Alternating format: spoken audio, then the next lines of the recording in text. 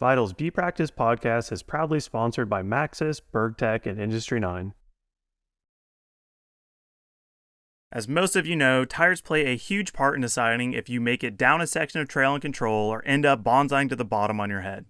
Tires are not the place to cut corners, and Maxxis offers a massive range of models to meet the needs of any rider. They've built their name through racing at the highest levels of the sport, and you can visit your local shop or favorite online retailer to get the same tread patterns and compounds used by the fastest racers in the world. And if it were up to me, you can't go wrong with an ASCII up front and a DHR2 in the rear. Make sure to head to maxxis.com for more. With the tagline Labor of Love, BergTech isn't shy about the countless hours they've invested in developing components that they feel offer riders a true technical advantage. Based in the UK and born out of a passion for mountain biking and racing, BergTech produces a ton of trick parts, from bars, stems, and grips to anodized axles, shock hardware, and saddles. The cockpit of choice for the Santa Cruz Syndicate and many other riders. Make sure to check out BergTech the next time you want to give your bike some deserving love. Designed, tested, machined, anodized, and hand-built by fellow mountain bikers in Asheville, North Carolina, Industry 9 wheels and hubs have become synonymous with quality and durability. I don't know if there is a noise as iconic as the buzz of an Industry 9 hub. They offer wheels for every budget and riding discipline, from dirt jumping to gravel riding or e-biking, plus you can get crazy with customized hub and individual spoke colors. So if you've been dying to build that Rasa-themed bike or some sweet rainbow wheels, Industry 9 has got you covered. Make sure to head to industry9.com to learn more.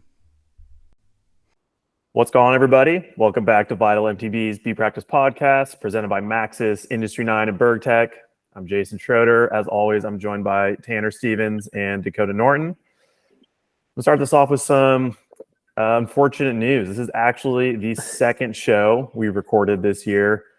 We sat down last week after Lenzerheide, and basically it didn't record properly. We ended up with an hour and 51 minutes of black screen and an hour and 51 minutes of silent audio, which was super frustrating. There's a lot of prep that does go into these podcasts, as well as we have sponsors on board supporting it.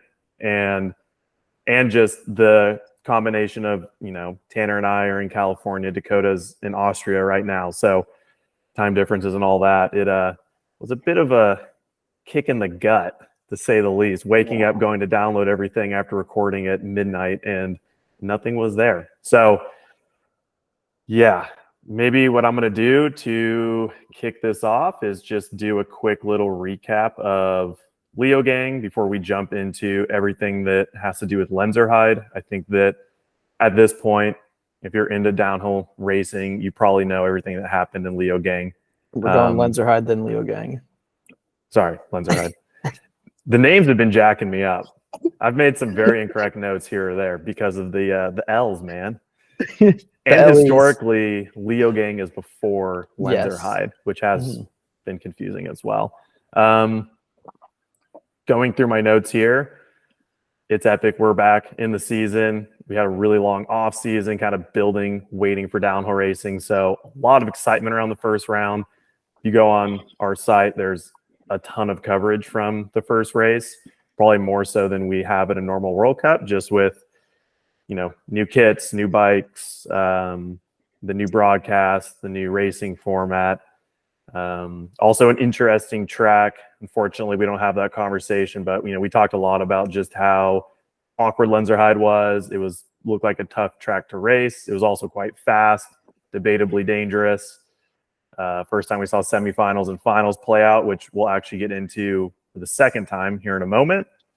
But, when it came down to the racing, some really cool racing, a lot of first-time winners in their category with Aris van Leuven in junior women's, Christian Hauser in junior men's, and then Jordan Williams in elite men. So pretty cool kickoff to the season. I think in pretty much every category, you more so than ever have multiple potential winners. And as we'll get into Lenzerheide, as we'll get into Leogang, that's how it played out. Biggest takeaway personally was Rachel Atherton showed up and basically shocked everyone, probably including herself, taking her 40th career World Cup win almost off the couch, at least in the way she described it. So pretty epic. I feel like we're watching a current legend of the sport, continue her career probably further than a lot of us thought. After her Achilles injury and then having a child. Yeah, pretty cool stuff. Man, I don't know. I have a lot of notes about the first round, but I feel like it's almost redundant with how much coverage has already been out there. Everybody's already put out their podcast pre-Leogang or pre-Lenzerheide, post-Lenzerheide. So the juniors are broadcasted, which was probably another huge takeaway. A cool opportunity for that category to continue growing. It also changed up the schedule a little bit, which gave us some people on track the first day of the event, which was really neat. Shout out to Ryan Pinkerton for getting 5th in juniors, a good kickoff this season for him. Other than that, we had Riley Miller. Riley Miller. I wonder if he listens to these. He's just got a random shout out. Riley Miller and Taylor Osgard in the top 10 for junior women's. Anna Newkirk, 10th in elite women's. Only U.S. elite woman in the top 10. So congrats to her on that. Dak, you finished 9th. Anything? Also, Anna Newkirk got the Berg Tech Labor of Love. Oh man, I was gonna wait to get into that. Okay, we'll save it. We'll save it. Okay, we can we'll save it for the section. We got 2 winners coming up. Oh, okay. Yeah, I know. We have sponsored sections, which my goal was to make that not terrible for listeners. So we'll get into all of those. We already did it once. I feel like it's not new anymore for us. But for people listening, that'll be new. But we'll get into that. We'll save her award for later with the person who won from Leogang. Cool. Dak, you got 9th. Anything, if we look back on Lenzerheide a week and a half later now, that stands out that's worth mentioning? Do you want the lowdown on the track? You want the lowdown on my run? What do you want the lowdown on? Let's get the lowdown. Let's get the lowdown on how your weekend went, and this will be a good way to transition into our Industry 9 Buzz Report, which today is going to be the same as post-Lenzerheide, where I want to talk about our impressions of the new format and race format with semifinals and finals and the schedule. So let's start with you, Dakotah. Take us through. You can talk about Leogang as well, obviously, but yeah. Touch on Lenzerheide, the first time racing semifinals and finals, success, failure, thoughts, all that. Man, I was literally sitting at Leogang and I was trying to think about what the top of the track and the starting gate looked like at Lenzerheide the week before, and it was like my brain had blocked it out. So super hard to remember what happened, dude. Like, I feel like it's like traumatic. After you race a World Cup, you get like so messed up on adrenaline, you just like forget everything from the weekend before. It's like, it's a really weird thing. But Lenzerheide, dude, track was pretty fast, pretty one-lined. Not as one-lined as Leogang, but pretty dang one-lined. And some of the sections we were just absolutely cooking through. So I felt like I overrode the qualifying and was, tucking the front quite a lot, was not riding super well. And then it was pretty hard for me the next day to get like pumped up for the semifinal. I felt like I didn't quite bring the heat that I needed to. It was just really weird because we were all up there just kind of like looking around at each other. Nobody knew how fast to go, or like, maybe some of the dudes were in the zone, but the gaps are tighter. Like when you drop in for a World Cup race run, if you're at the front of the pack, it's 3-minute gaps, and you normally see like one dude leave and then you sat there for 2 minutes waiting to get in the starting gate by yourself, where this almost felt like qualifying, where we were on, I think 30 seconds or a minute gaps, and we were all sitting there together waiting to go fast. So kind of a weird one. I definitely didn't go fast enough in the semifinal and ended up qualifying 20th, which my run felt like a good qualifying run, but was clearly not the intensity I needed for the race run. So kind of pissed me off a little bit, went down, regrouped, and went up and felt like I rode really good and had good intensity in my race run, and I think that led to a pretty decent finish. What getting into semifinals and finals being on the same day, how was that, from a headspace, physically? Was it challenging to collect yourself and put in another race run essentially back to back on the same day? Yeah, we had about an hour and a half in between them, so you were able to kind of cool down, hang around for a bit, and then go back up and do your full warm up like you would a race run. And by the time I went up for like the race run, it felt like racing, and it was almost like I had forgot that the semifinal had happened, other than the fact that I knew I needed to go a lot faster.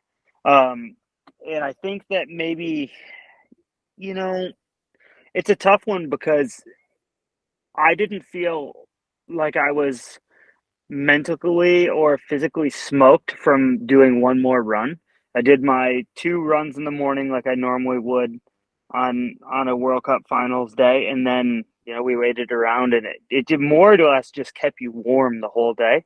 I really hate the process of like hanging around and waiting and getting nervous, and it's almost like 4 hours usually till we go up. So it didn't affect me as much, but I definitely heard from a lot of people that it was pretty weird, and they were very tired after and didn't feel like they had the ability to have that level of mental focus for the whole 2 fast runs.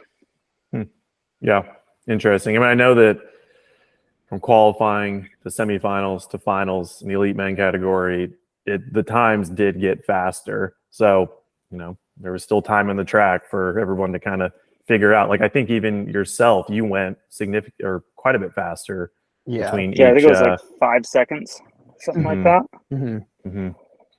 Yeah, interesting. Is there my biggest complaint, and I ripped apart pretty hard, the new format, the podcast that didn't record. And after the second weekend, I think my views on the broadcast are not as bad. I thought it got a lot better at Leogang. But from a viewer standpoint, it felt like to me finals, by the time I made it there watching, it just didn't have the like umph and excitement that I've always loved about downhill racing. Like the build up for that one run was watered down and lost a little bit. Did it feel like that as a racer, or were you still the most focused on finals? I think I was the most focused on finals at Lenzerheide much more than Leogang. And I would have told you that I had like a high, and maybe it was because I was just a little pissed off at how the semifinal had went. But I felt like I rode, like I've always done pretty well at Lenzerheide, and the track has tend to have suited me over the years. But it felt like I like brought the energy there, and I struggled to do that as much at Leogang. To just like get that like big push for that one run. Like I didn't at Leogang, I didn't have that, like I was so calm and real peaceful and focused, but I didn't have like that nervous like spark in my stomach that I had the week before. Like where you're just like ready to like lay it on the line. It just felt like I was just kind of like, it felt like I was in the final doing another semifinal, not like that magic energy for the final. Why do you think that was? Yeah. Dude, I have no idea. Like, I just struggled to like have the spark to ride, and maybe that's me just adapting to being like a little more consistent, which I was consistently too slow at Leogang, unfortunately, but trying to find that balance. I mean, the motorway you were fast on, but real fast. Yeah, pretty much the most fast all week, but I just seemed to lack it in the bottom woods, I guess. Oh yeah, dude, but you had the fastest speed trap for both semifinals and finals. Look at this guy. Qualifying.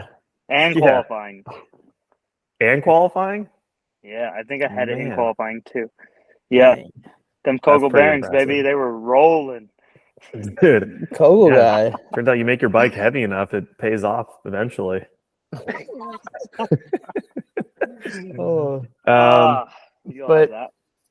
yeah, to go off what you were saying, Jason, about like just like the finals have a lackluster feel to them. It was like there was too much racing, just straight up too much racing. Like I agree. I think, and then also having the same broadcasters in the semifinals and the race, it like there wasn't like a separation between the two. That like semifinals, yeah, they broadcast a little bit less of the run, but it was the same angles, same shots. Like it was all the same as the finals. Like the finals weren't like the pinnacle of the sport kind of thing. Mm-hmm. No, I agree. And I think if we go back, to me, it always goes back to the why. And I think we talked about this a lot the first time we went around with this, but like, why did we introduce semifinals? Because from a broadcasting standpoint, it seems like a lot more for them to take on, plus the addition of juniors. And then from a viewer standpoint, it's like, great, you have a ton more racing, but you have a lot more racing with the same individuals. And like, you already, especially talking about Leogang and a track that was very one-lined, and a lot of camera angles that we've seen in years past.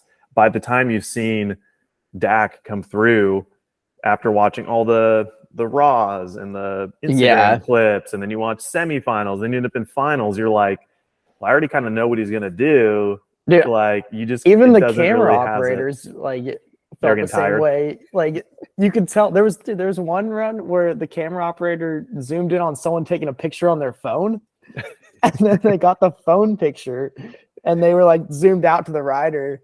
And then there was like another camera op that was like the Valley Hall jump at the bottom. Just got all Dutch with it and like had this tilted angle. I saw that. And then he'd like come through and he's like just getting all experimental on it. And I'm like, even the camera operators are bored of seeing this. Like, if you can't even like show like one of the craziest sports in the world in a good way, that like the camera operators are getting bored.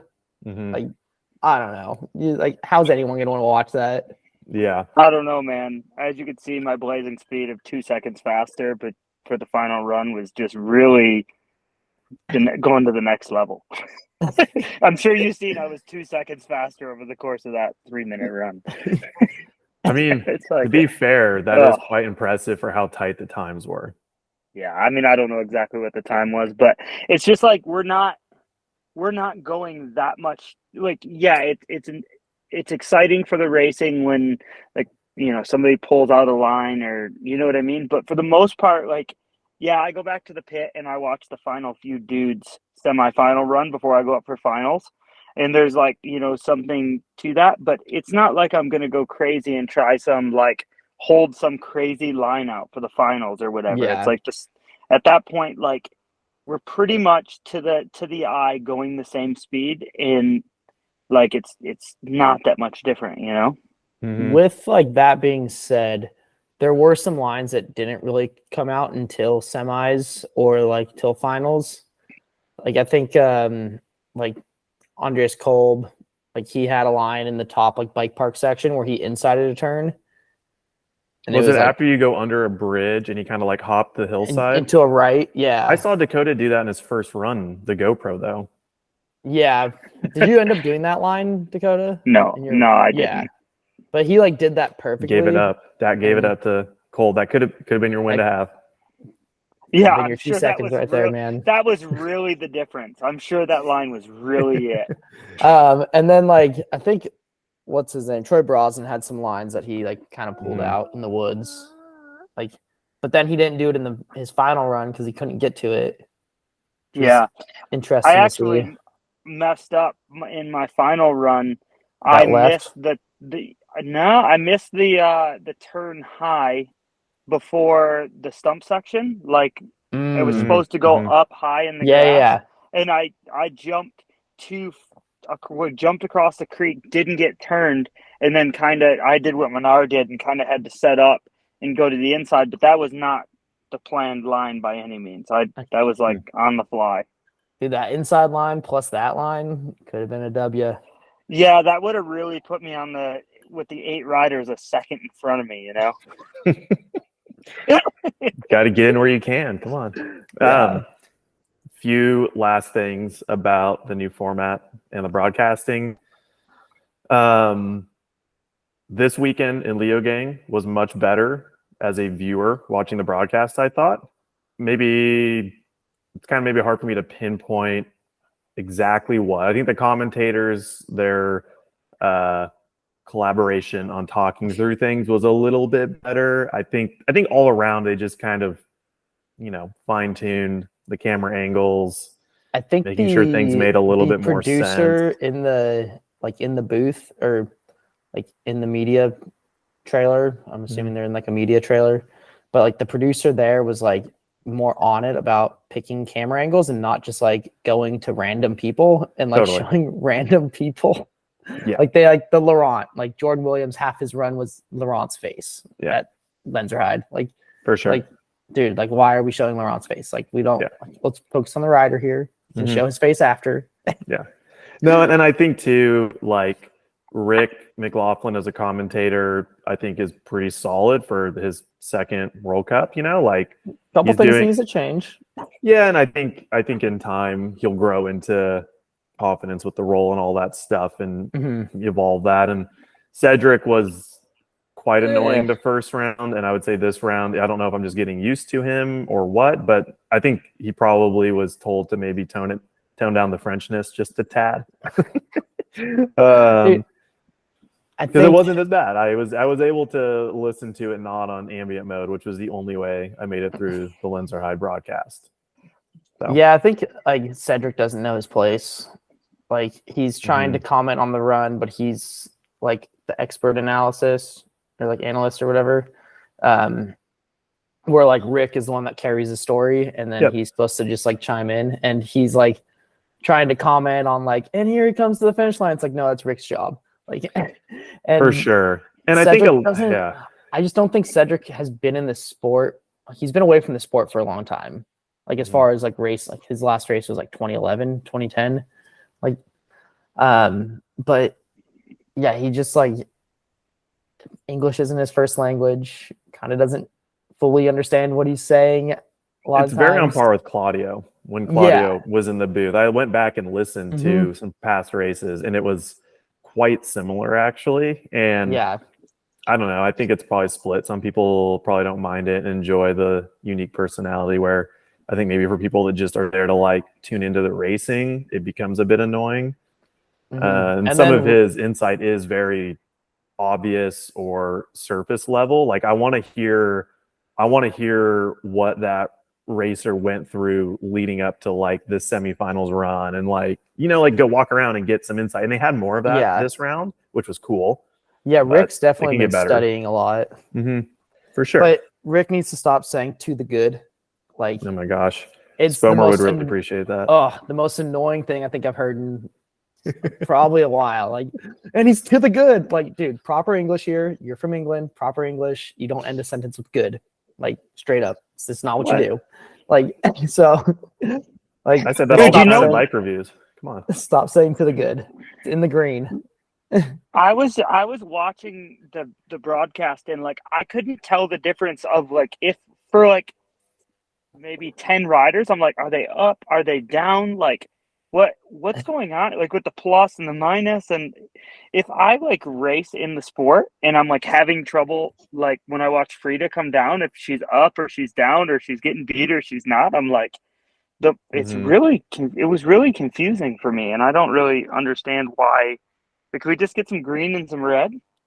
Like, I mean, they have some green and red, but definitely the on-screen graphics are not the cleanest with how they appear. And there was a few times. Oh man, I need to go back through. I think this week's on-screen graphics were better than the previous, because the previous they had like they had the time in like an orange or something. I want to say at Lenzerheide.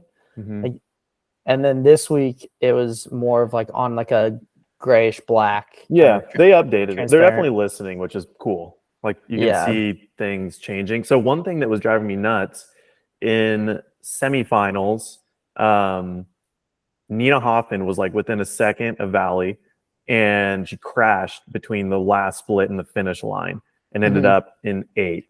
But all of her splits up to that point, she was within like a second. And so everybody else after her coming down would be they were like splits. What's that? Was it like based off her splits because they were the fastest ones? Yeah, well, like they would be. How was it working? I'm like getting confused in my own head now. But basically, like because she was close, or maybe her splits were actually fastest, is what it was up until Valley came down. Because her splits were fastest up until she crashed. Everybody that came down would be 0.1 0.5 back, then 0.8, then 1.2, and then they would go fastest by 4. And Cedric would be like, they're just finding so much time between the lower woods and the finish. And I'm like, no, the leader crashed. So like everybody, if they're in touch, will go.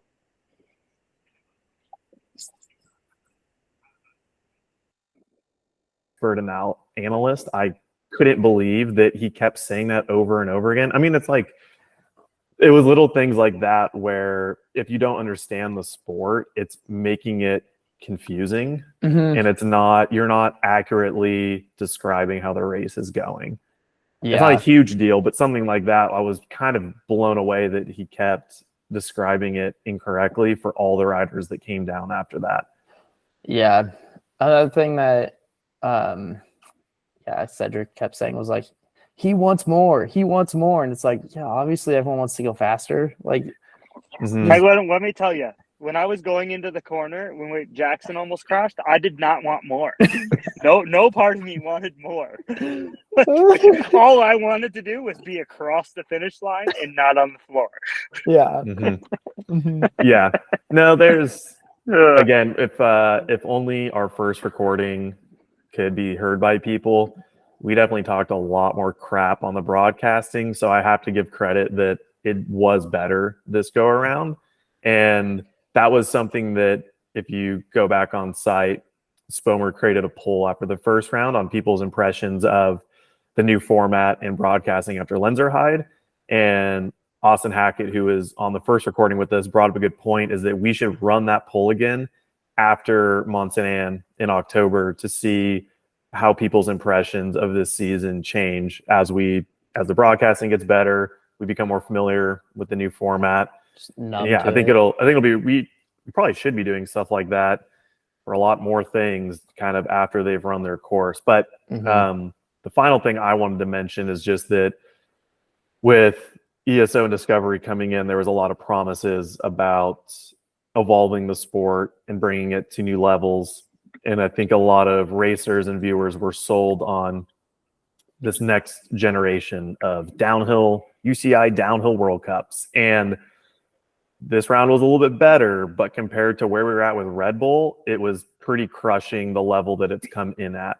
I think we're still below where Red Bull was. So that to me was a little disheartening. And I'm hopeful that we don't take such a big dip that we take a while to climb the sport back out of it. And then my note on why semifinals, because I can't seem to answer that question. My tinfoil hat reasoning is that semifinals is a transition format because they're moving to a pay-per-view platform. It's their way of slowly moving the finals field to less racers. And I think that in a year or two, they're going to pull out semifinals because people never really will grasp it or be that into it. They'll pull it out, be like, oh, we'll solve this issue. And now out of qualifying, we're going to go straight to 10 women and 30 elite men. And it'll all be paid for because I think that's what my gut tells me, because if it was truly about trying to narrow the field to the most elite racers, I don't know why we have the top 6, we have top racers racing twice. It nulls the vibe of finals a bit, but then also the whole idea is getting the most elite racers. I think we should do B Practice Podcast. We should do a B final. And anybody who's outside of the top 6 or outside of the top 20 in qualifying gets to go to that, and top 10 from that joins the top 20 in qualifying, or however many, whatever the number is that we want to choose. But yeah, you have your Formula 2, Formula 3, and I'm pretty sure Dakotah No. Doesn't the IXS do something like that? They do IXS a super Cups? final, and they do a best of the rest sort of thing. And there's a winner in each. They don't actually get combined. Yeah. But Your you can boy compare your wants an time. LCQ. Dude, Let me okay, get so an LCQ. yeah, exactly. So I talked to former USDH World Cup phenom Luke Strobel the other week about this. We were just chatting about this stuff, and he was like, dude, put it back to top 80, have your protected riders, and then you have an LCQ from the top You just have an LCQ, Mhm. but like top 80, and then you take so many out of there. But Yeah. he's like, I want more people. I mean, And that was as someone who was like consistently top 20, top 30 rider, like would consistently be in what is now the final. And he's like, yeah, I want more people to be in there. Like, We're which going is off interesting on a to hear. tangent here. But if you could qualify top 15 and just go straight to the final from qualifying, and then let 15 to 30 or whatever run a semifinal, or 15 to 50 run a semifinal for their spot in the. I mean, why are you taking the top 15 dudes and making them race twice? Like, Yeah. just let them move on. Just give Mhm. them the green light, and then we're racing faster in qualifying, trying to not have to go to the Yeah. LCQ. Well, and maybe you take what is semifinal points now and you put that on qualifying, because there is going to be a reason to try to go faster and take away all protected riders. You know, if you have a true second chance, if you have a mechanical, and then if something does happen in the next round, or in your second chance LCQ, that's racing. You know, like that's the risk and the gamble. But Yeah. I think it was Dean Lucas that posted this, and there was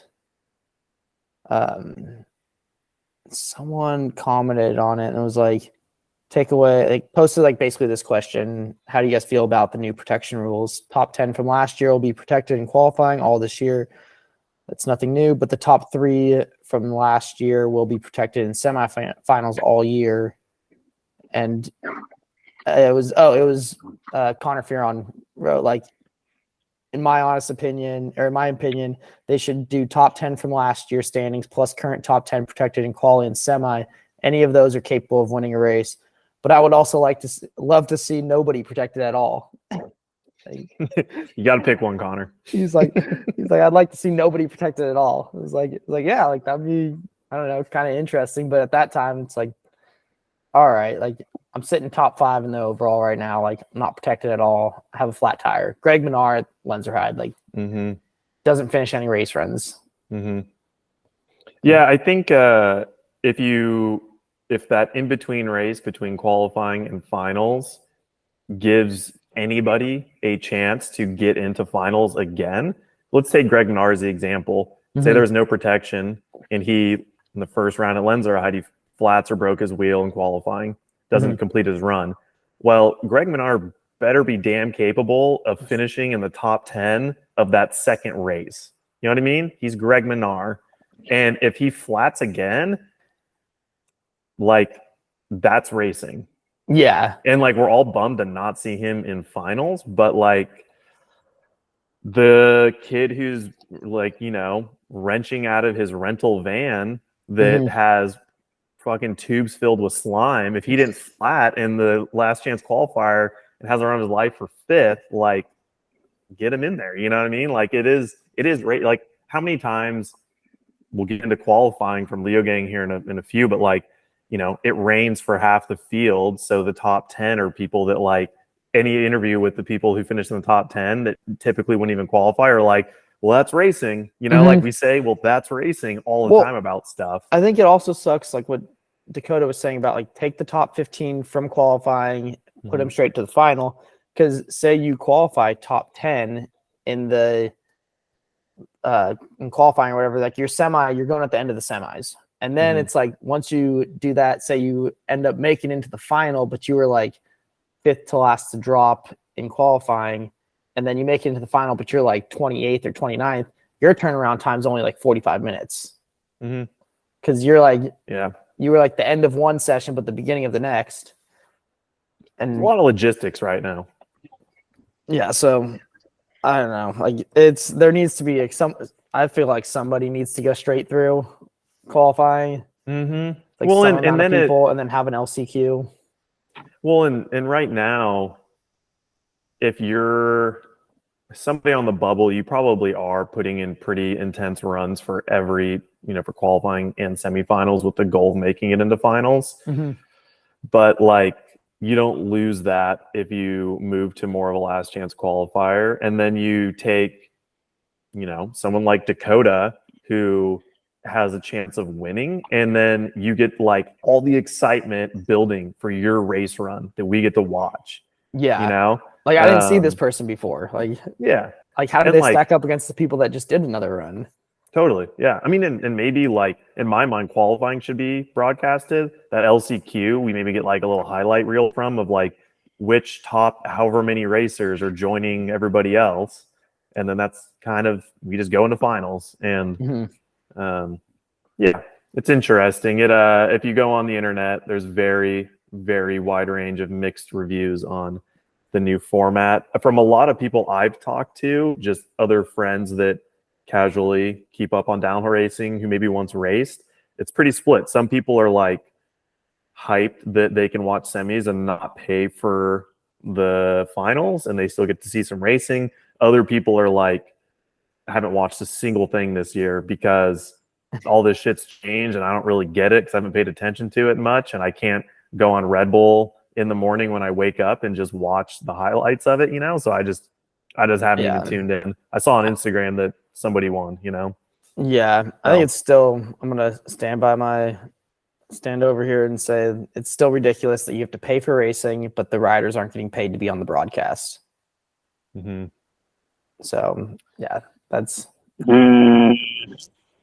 Dakotah's like, I feel that. I got a house to build. I got my mortgage. Dude, I got a dog. Blue collar out here. Jeremy got to eat. Yeah, Jeremy got to eat, dog. That's what I'm saying. Like, cheap.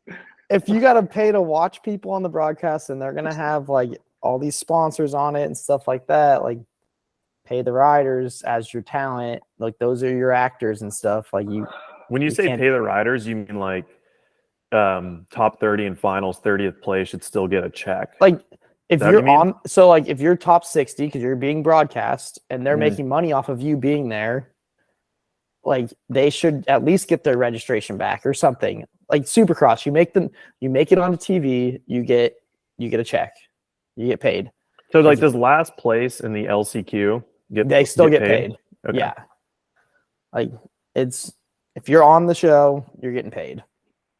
Like you're not making much, but like at least you're getting your registration back and stuff. I mean, I'm never opposed to people making some money off of this sport we love. Yeah. So that's where I think like Red Bull, it was free. Like I still think like you should have probably gotten some sort of compensation if you're on like the broadcast, but to that it is free, whatever. But this, like there's a paywall, you have to pay to watch it. So like you should probably, not probably, it's like morally and ethically it should like they should be getting paid. Yeah, it makes me wonder if the semifinals were to disappear and we move towards only broadcasting truly like a top 30 final again, like that's where we get to. If that'll happen or if that'll change, who knows? Well, right now only top 5 get paid, so shoot, man, and not nearly enough. Yeah, I think top 10 get paid. Okay, top 10. Did you get paid for your 9th place last weekend? You got 11th in the overall. Oh. No, but I still got paid for the final result. Okay. What'd you make for 9th place? I think I made a couple $100. I mean, something. That's pretty tough. I'm gonna be honest. That sucks. Yeah. Yeah. It's like I forgot to pick up the prize money afterwards too, so then I got to pay a transfer fee on it, and then it's yep. Is it still in Swiss francs because that's where UCI is based or whatever? I have no idea. I haven't received it yet. They probably changed it to pesos. Pesos. That's terrible. 200 pesos for you. Oh, yeah. All right. That was that. Let's close out our Industry 9 Buzz report with Amory-Piron did not race in Lenzerheide, and it wasn't really said what exactly happened. It was like maybe a concussion, maybe neck issues, but now it's come out that he broke his C5 and ended up having surgery. So there's no say on how long until he's back, but I'd probably guess this unfortunately puts him out for a good part of the summer and season, which is a huge bummer. I think anybody that watched his documentary that came out about his last few seasons really highlighted how hot and cold his career has been. Like, there's been a lot of injuries, but when he's on, he just dominates. So definitely a bummer. And same with Miriam Nicole. She hasn't been at Lenzerheide or Leogang, out with healing a concussion. So hopefully to see both of the Commensal riders back eventually, but back when it's right and they're healthy. Also, Aaron Gwynn had catastrophic cliff jump explosion in Lenzerheide, which should have pulled the chute. Man, I know. Maybe we need airbags, some feet airbags, you know? Poor guy. Yeah, dude, super big bummer, but he's already been back to Colorado, I believe, and had surgery and is on the mend. And I believe an Instagram post mentioned that it did go better than maybe anticipated, with it being an elbow injury that can be kind of complicated. So it sounded like his immediate recovery out of surgery was a little rough, but he's already kind of into PT and making moves to get back. So, vibes, AG. Yeah, his bone density was super good, and they were really happy with how the pins went in his elbow. So it should be a quicker recovery than what we would have originally anticipated. I think he was in pain for a couple of days pretty bad, but yeah, it looks like it's going to be a better healing process than anybody thought. Has he given any mention? Are you able to mention if he knows when he'll be back? No, we don't know at this point in time what it's going to be, but I think he's pretty motivated to get back as soon as possible, and he's, seeking the best care he can to try to make it back for some races late in the season. Sick. Will he go to any races just to hang out with the team? I think he wanted to stay, and he was looking at getting surgery overseas just so he could stay over here and kind of be there to mentor and cheer everybody on and keep things moving. But it just made sense for him to go back and recover at home. I think sleeping in his own bed, he'll be better off anyways. So I'm not sure if he'll come over for Worlds, but definitely not Val di Sole. Okay. How long are you in Europe for? I'm here this week, and then Val di Sole, and then I'm shooting back home. Okay. Word. The last thing I have on my notes, just from random things about the weekend in Leogang, is there was a rider on Canyon that had little vibration damper things stuck all over his bike. What? I don't know. Maybe it's not even worth talking about. It just reminded me of those wristbands people would wear that were I don't remember what those were either. Balance bands? Yes, those. Yeah. Felt like it would have looked just as out there to me if he had crystals taped to his bike, but maybe there's something to it. I don't know. You ever mess around with crystals, Dak? Trying to get some energy going? Dude, it was a full moon the other week. Should have charged it up. Nope. You ever take your shoes off before you race run, try to ground yourself? Nothing like that? Yeah. No. I usually just roll around on the floor and scream. The old psychosis treatment. I like it. Yeah, just turn into a shrimp on the mat. Who was it in Lenzerheide that blew his shoe off in qualifying or semis and rode with? It was Ocean O'Callaghan. Yeah. Rode through the pinch. One yeah, shoe. he split the gap. He split the gap with his dogs out. He had his toes flapping in the wind. I would have called it. It ain't worth it. Yeah, my toes ain't worth it. No way, dude. Dude, I almost did that at Valnord. My foot came halfway out of my because I had BOA shoes and the BOA blew off, and then it my foot came halfway out of the pedal in the steep section, and I had to hit the gap off the bridge.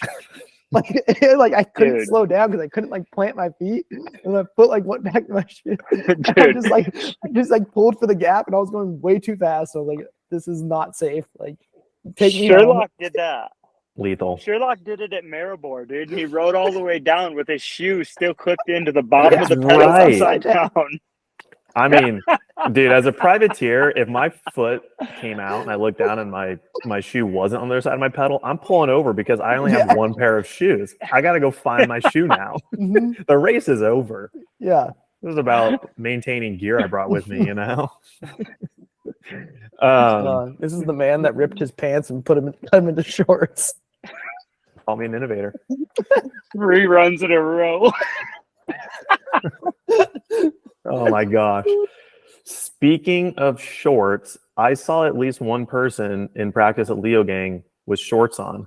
I don't remember who it was, but there's a bounty on if somebody makes it into finals in any class and is on the broadcast racing in shorts, I'll Venmo you $50. Dude, I'm doubling down my 20. I'm putting 40 on it now. All right. Dude, you might see me in shorts this week.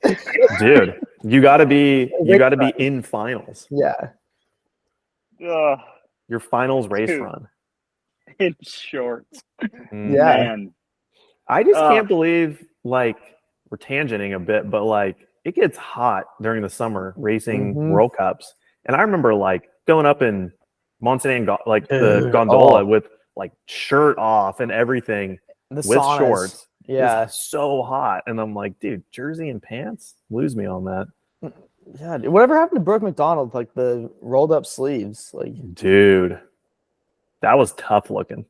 that was sick. That was some shorts. Tough looking. I mean, I hate scraping my forearms, and he was welcoming it. Yeah. He He'd always they have were a scrape. So. Just let him breathe. Yeah. Shall we move on? Yeah, Or let's keep go. moving? All right. Let's get into our Maxis make or break section. This is where we're going to talk about the track each weekend. And this is where Dakotah hits us with a section of track that he felt played a factor on how racing went or was extremely difficult. What do you got for us? Oh, dude, you want me to talk? What we talk about Leogang? Yeah, we can be done with Lenzerheide. All right. The last corner. I think that is the make or break section for the week. We did see the race lost in that corner, debatably. I think it's safe to say we saw, and the race lost there. And that is a section of the track where you can physically see the finish line, and it is a mental game of, do I want to continue to press the gas or do I want to safely get across the finish line? And I think that charging. So for me, in 2020, I lost the podium in the flat corner before the last corner when you're kind of chicaning into it. Lost the rear, was off the podium by 0.2 of a second. Debatably lost that time there. And I think we've seen a lot of riders breaking this year. The creek gap, the Valley Hall Creek Gap was extra fast. We were coming out of the woods, pretty pinned. And then you're having hard braking through a left rut and then a right drop off. And you're hard braking with a water bar across. It was very easy to lose the front, dropping into a left-hand rut, and then the pedal to the finish line. And I think the dudes that were really committed to trying to win the race and press through that section did really well and made up some time because of it. And then a lot of riders took some caution there, and maybe some riders should have took more caution. So as simple of a section and how overlooked it was, I think that was one of the most crucial corners on the racetrack, given that it was so one-lined and pretty easy to ride the majority of the track. I mean, it makes sense. I mean, Jackson Goldstone is the one who probably lost the race there. I mean, he finished 0.9 back from the win and had 2 of the fastest splits. At the last sector, he was, 0.5 back, or he's 0.5 slower than Kolb. So well within touch. And with how tight, the elite men's race was, that he's lucky he didn't crash. I mean, his mistake was pretty impressive. Like it looked like he went to the classic, like, you go to dab a foot with your inside foot, but instead when you're clipped in, you like yank really hard. And so he like yanked and somehow went uphill. And then like the one shot showed it so well how much further he had to go. But yeah, no, that makes a lot of sense. Did they you know how in the past, Dakotah, you didn't do that little chicane through the trees right there. You went straight down that man-made kind of waterfall rock thing. Did they take that out because it was just too fast going into the finish line jump? Yeah, I reckon about when Remy jumped through the finish line head first, they decided that wasn't a good idea, that was there anymore. Which the jump works perfect with that chicane in there, and that it's definitely made for some. I mean, Brooke crashed there, I think 2 years ago. I mean, there's been multiple crashes into that last corner because you drop into the rut, and if you don't make the rut, it's fully off camber and gravelly, and it's like it's over. That's kind of where Valley lost Worlds, right? I think was in that corner. So. I mean, in your runs, do you, especially having crashed there years past, and you're almost at the bottom, do you? I mean, like when you're in your race run, you always push a little harder in kind of every section. But is that one that you come into it like, I'm gonna back down because I'm almost home free. Let's just make it through this crappy corner, and then I'll pedal super hard right after. That's my mentality. Yeah. I've like washed the front on the water bar before you drop into the left because you're like kind of breaking off these steps, and it's like a route, and it's like gravelly and super slippery. So in there, I'm like, dude, I like a little extra brake, little extra finesse, and go ahead and get me to the finish line because I'm not trying to tumble down this hill in front of everybody and blow my race run in the last corner. I've done that at Lenzerheide, and crashing through the chicane was one of the worst things ever. So, go ahead and just get her home. How was the track? I mean, from the outside looking in, it looked super dry and fast for Leogang, but it also looked quite fun. Like especially those lower woods looked like they had a level of moisture, maybe not like on qualifying day, but the first day of practice, and then kind of into semifinal final days where it was kind of tacky. It looked one line hard to race, but it acted like a track that would be pretty fun to ride. Is that how it felt? Yeah, so it's one of those tracks that was really easy to be going. Sorry, boys, if I got a call, go ahead to decline that one. We all on here? Yeah, we're good. Yeah. So it was one of those tracks in which it was really easy to get up to speed. It was super simple first couple runs. So, I mean, it wasn't really hard other than there was a couple of tight bus stop sections they put in, which I thought were actually super good and technical. And the bottom woods was great, man. The only thing that was really hard about the bottom woods is you were carrying a ton of speed kind of around corners that you couldn't quite get your eyes to where you were going. Like, so we seen Minar fade a little wide and hit that tree pad. It kind of felt that way the whole time. Like the speed had gone up so much and it was so tight that you're having to commit through things that you necessarily didn't want to commit through just because it was so blind. But it was fun. It was fun to ride, but it was pretty dang scary to pick up speed on and then go really fast through some of those compressions and tight squeezes at the bottom. Interesting. What rain played a pretty huge factor for junior racing and then elite qualifying.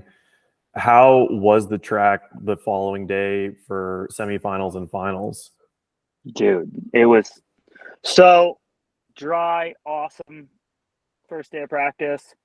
Qualifying, we was the rain, right? Yeah. So I drop in for qualifying, and I'm looking in front of me, and Lucas Shaw has mud spikes on. In the first off camber section, it was fully like wind, dry, looked great, and I dropped in, got to the end of the first off camber section, hit the brakes, and was like sped up, almost crashed out onto the road. Jump into the next off camber, immediately bike goes sideways, blow both feet out, and I'm riding my nuts in the second off camber, and I'm just like, sick. Dude, it was so slippery, like death-defying slippery, like hard, like windrock, hard packed, like red clay, like everything was. I mean, like, I felt like I was cheating death just riding on two wheels down the track. And some dudes went so fast. Maybe, like the first time I blew my feet out, or when I hit the first tree pad, maybe the second tree pad I hit is where they gained all that time on me for a 57th place quality. Hey, here's a Dude. question for you. Were you protected in qualifying? Yeah, I was. So I was like, oh, I'm going to get it. And Can you then I explain how you were protected? Because I thought you were 11th. Or What is it? 10 It's 10 from last year, 10 from this year. so some of those overlapped. Yeah. So then okay, so then it just gets shifted back. Yeah, so Yeah. there's 20 people protected. Okay. I don't know. We can't figure out the big P's, the little P's. There's all kinds of P's. Nobody knows what the P's do. Who has a big P? Who has a little P? We don't really know. Oh, as long as you got a P, you're good to party. You're hyped. Yeah, you're happy. Big P, little P. I don't care as long as I At got least a P. qualifying party. Yeah, yeah. So what are you sitting in right now, and how does that affect your protected status for Val di Sole? Currently, I think I'm 12th in the overall. Somehow. Okay, so you're fine for at least out of qualifying. Yeah, out of qualifying, but I won't be protected through the semifinal. Got you. Well, that's really Which easy to makes understand. Yeah. Yeah. My last note about the track is, how were the shadows in the woods during finals? Because they looked really bad for some people, and then others it wasn't as atrocious. Other than qualifying, we jumped in and there was dust in some sections, and then other sections I couldn't stop and was sliding into the tree pads. In finals, we had to, and it was still pretty slippery in practice on finals day, and the light change was pretty bad because it was so bright in the semifinal and the final. Like, dude, we were coming around that you'd hit the wall ride and then you go around that right hand corner. And I was, as soon as I pulled up the gap into the woods, I was blind until I landed. I bet. Like, from the light change. So that was really gnarly to jump with. Well, also, your eyes are like just coming back into like from the back of your head on that wall ride. Like, dude, just be able to see. Well, this 57K into that thing hits different, I tell you. Like, I tripled into it in practice, jumped in and landed on the wall ride, and every kink in it, my bottom bike was just hitting the bottom out bumper, and I was just like, I am not doing that again. Wait, absolutely. Okay, not. So I was thinking about this while watching racing. I was like, how many more years do you think that wall ride's got? Because that thing's been there for like a solid 12 to 15 years. It's gnarly too, because you double, and then it's got like a knuckle going into it, so you unweight and then just G out in that corner. So gnarly. The thing straight up sounds like the wooden roller coaster down at the pier. Like this thing, it just sick. It's falling apart with every person that hits it. The first board on it too had like the dirt was falling underneath of the board, so you'd go ting and then compress into the corner, and it was so gross. I hate it. In case you're wondering, 57K is roughly 35 miles per hour. That's gnarly. Have you ever rode the merry-go-round that the kids can spin you till you're like, that's what it feels like when you're on the you know what I'm talking about? Holding on, leaning off of it, holding on for dear life. Yeah, that's that. You're probably gonna pull some. Did you not fall off of it a couple years ago, or slide off of it? That is. I don't want to talk about it. I don't want to think about it. Almost lost some britches on that, dude. I greased out on the second one above the chicken wire, high-sided. It landed straight on my head at the bottom. It was coughing blood for like an hour. Probably wasn't a concussion. You guys, no, it definitely wasn't concussed at all. You guys talked me into going to the after party, and I was still coughing blood drinking a beer. That was 2017. That was smart. That was, those were the best. Thank you for reminding us that we were good friends. Yeah. Yeah. Thanks, dude. Thanks. You probably should have took me to the hospital. I've been to the hospital in Leogang. Leogang's that's my $2,500 one run I did when I flew all the way there for my first time in Europe. And speaking of it raining, it was really wet for the first day of practice, early morning B practice. Second run down, the man-made rock garden that now people just blitz through right before you go through a tunnel. I just lost the front end through there, broke my hand. And we're coming back later in the day to watch a practice or time training, and the track was bone dry. I was straight up upset. I was like, Groms. this ain't, Grom yeah, mistakes. very Grom mistakes. But yeah, that was a really expensive, death-defying run I did. So I've hit those wall rides once. I have a little claim to fame. I don't remember any of it, but Well, you hit on the next 2017, right? Did you not? I think I only went once. I think did the only go year once. you broke your hand is the year I landed on my head. It was 2016. It was ages ago. I think you That was a handed long me a time beer ago. and said something to the effect of that I was being a wuss and I should drink this. It was going to make it feel better. Did I say that? Yeah, I think it was something of that sort. With your Oh, broken, God. you were broken, I was broken, and I think was Tanner there? I know wasn't there Shane was there. in 2016. Maybe I was there in Leslie was there. 2017. Yeah, that seems like somebody that would really be Yeah. helping the situation. If Shane ever says that a beer is going to help something, just don't listen. I mean, if you're not making it into the race, World Cups do have decent after parties to help lessen the blow of that. So, which as a spectator, I'm sure is probably fun too. You can go hang out with some people you watched between the tape earlier that day. All right. Anything else with the track, or shall we move on to some race recap? Yeah, let's go through it. I'm going to press pause on this because I got to pee really bad. And then we'll jump into race recap. All right. 2 seconds. Oh, man. Dude, did you see someone? It was like a junior chick or someone jumped into the catch net under Valley Hall's gap or whatever. No. It's like, those are things you don't test. Like, you just hope they work in the chance that you have to use it. Like, yeah. Did you was see on the track girl walk. land on her head? Oh, dude, On the Elise? first road? Yeah. Oh, my. That was straight up, dude. Yeah, that wasn't cool. That was top ropes for sure. Like, to the that was like straight up dude. John Cena coming in from the top rope, just but like poor girl, dude. Have you guys continued this conversation while I was in the restroom? No, we were talking about the junior girl that won the week before and then yarded onto the road. Well, do we need to can we just talk about that right now, or do I need to edit it in post, like me coming back and starting? Oh, we can just talk about it. Oh, okay. Well, here, we'll get right into it. Junior women's field, top 3.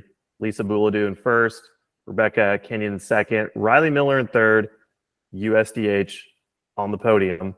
But 2, we'll get back to her. What you guys are talking about, the gnarliest slam I've seen in a long time by, first round winner, the young Kiwi, Arise van Leuven.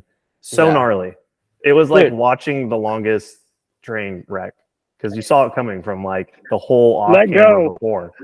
Jump off. Like I wanted to know the plan of attack if you go over that rock. Like, what are you doing? You just keeping the front end high, just double clapping the road. I have no idea if she's hurt or not. She got up, thank God, but it was so aggressive. Poor girl. Dude, yeah. For one, that was John Cena Sunday, but except for it was Friday, just Friday. And, she came from the top ropes. There was no other wrestler on the ground, just straight to the mats. It was horrible. And dude, wasn't it who is the guy who qualified fastest? David Palazzari. Yeah. He sort of did the same thing in his semis run where it seemed like the out of the gate little scrub jump right-hand corner was really fast this year. So you could come into that off camber with too much speed. And he sort of did the same thing, just a little overzealous and just kind of launched off the first step and just missed the rut entirely. Yeah. And, catastrophic explosion. He also got up and seemed all right, but I just wonder if you have that nervous energy, and then if you kind of botch that first corner, that off camber comes up on you so quick That's what looked like what happened with Van Leuven. She just was like, oh, panicking, but like, I'm in my race run. I'm going to keep giving her. And then kind of kept running it low, and maybe just thought that rock was something you could just ride over. But she got Dude, pitched. she just got out of control. Yeah. Like, then she tried to save it and then got out of control, didn't know what to do, and then just hit that thing. And dude, she probably fell like 10 foot to her head on a road. Like, it's so bad. Like, so gnarly. Poor girl. Did she So post healing this? vibes to Yeah, her. she posted this. Did she Apparently post she got how up she's and was- doing?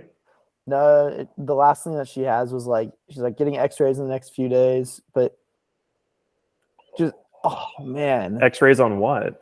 Like a wrist? just her body. Yeah. It says, top spot in quality. Thankful to walk away from it, but getting X-rays in the next few days to assess the damage. Oh wow, doesn't sound good.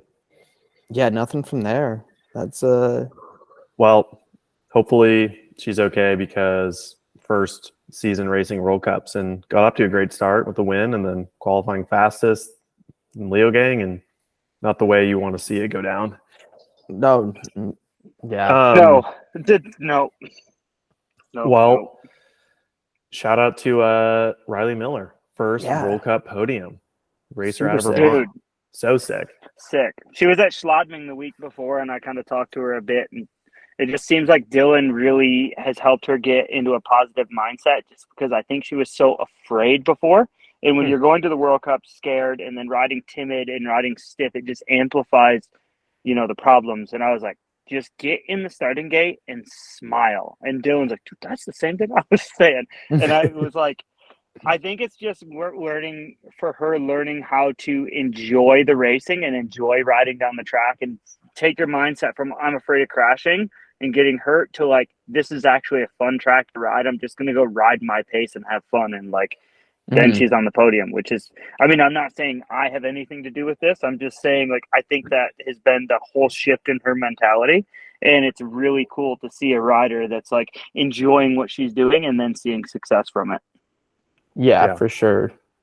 No, that's super sweet. And like, she's racing World Cups for a reason. Like she should be there at those races, and I'm sure that a podium like this combined with, Dylan Conti, that's who we're talking about, helping her out behind the scenes, I'm sure is going to just continue to kind of elevate the rest of her season. So I had messaged Dylan on Instagram responding to like his story because I was like, dude, I'm just as stoked for you as for her because I know I think it's the Killington Mountain School is kind of the program that they're both a part of. So shout out to Killington for having that going and cool to see like almost instant success with it. And then Dylan was like 80th or I know. 80s. Like, I messaged him. I was like, sick. if this was a few years ago, you would have been in. Dude, yeah. Dude, well, and he's been riding good. Mm-hmm. Yeah. And Leogang, because it's so tight, and it seems like a lot of racers show up for it. Like, what was the total count? Let's see, what was the total count this year? Usually in the past, it's like over 100 racers or over 200 racers. Yeah, 181 elite men showed up. So to finish 80th is pretty impressive, Yeah. Well, Dakotah, like you kind of touched on it earlier with your run and like the weather in qualifying. Does anyone know how qualifying works? Like, does it go like UCI points starts like at the how does it go? 60. It goes 60 to 1 and then 61. Wait, 60 to 1. So 60 to 1 and then rider 61, 62, 63 to why? the back. So why doesn't the fastest rider in the overall start first, like it was in the past? That's a good question. Like that is a good question. Like I didn't I was trying to figure that out. Like for qualifying. Yeah, I think it was just a way for them to make it more fair based on conditions. Like if the track continues to dry and then you get smoked by rider 160, or like that way the bulk of the field is together. Relatively, I think. I have no idea. So did it rain? Because it obviously started raining like during qualifying. You guys had it pretty bad in the chunk that you were in. And then did it continue to rain or was it like So Dakotah, just we'll kind of transition this to like the junior men's race because they were affected by the rain. Like, yeah, maybe touch on just all of Friday, like how that weather played out, because it seemed like there was like periods of rain, and I was confused too. Yeah. Like who had it bad, but yeah, I believe practice was dry, and then it rained after practice for like 20 minutes. Rained pretty hard, cleared up for like an hour, and then when I was at the top warming up, it pissed down, and then it was really slippery and greasy for like maybe 30 riders, and then continued to rain again. So they actually, like, because of the winds, had stopped and put a pause on practice or on qualifying. And so did you guys have a pause on qualifying? Because I know there was a pause for the junior men because the broadcast ended up only showing a handful of riders, and then it was like 40 minutes of weather delay, and then it ended. Yeah, I was like 30 riders maybe into the second group of people. Oh, okay. So, and then I think like Joe Breeden had like a 150 plate on, and I think it may have gotten a little bit better because like Chris Grice came down pretty good. For a minute there, I didn't think anybody could qualify because like 20 riders in a row like crashed or was like way off pace. And then it started to actually maybe get a little better potentially. Yeah, because Sam Hill was like in the kind of middle, like a little bit after you guys. And I saw I'm sure he had some rain, but I'd love to see his qualifying run in the rain. I know. Right? I was like, It'd man. be so sick. Yeah. But the juniors racing was like, that was super hard to watch. Like the junior men, it was like, okay, now we just have this. Like, why didn't they just chop the weather delay on when they posted it to YouTube? Because that takes time, man. Ain't nobody got time for post. Come on.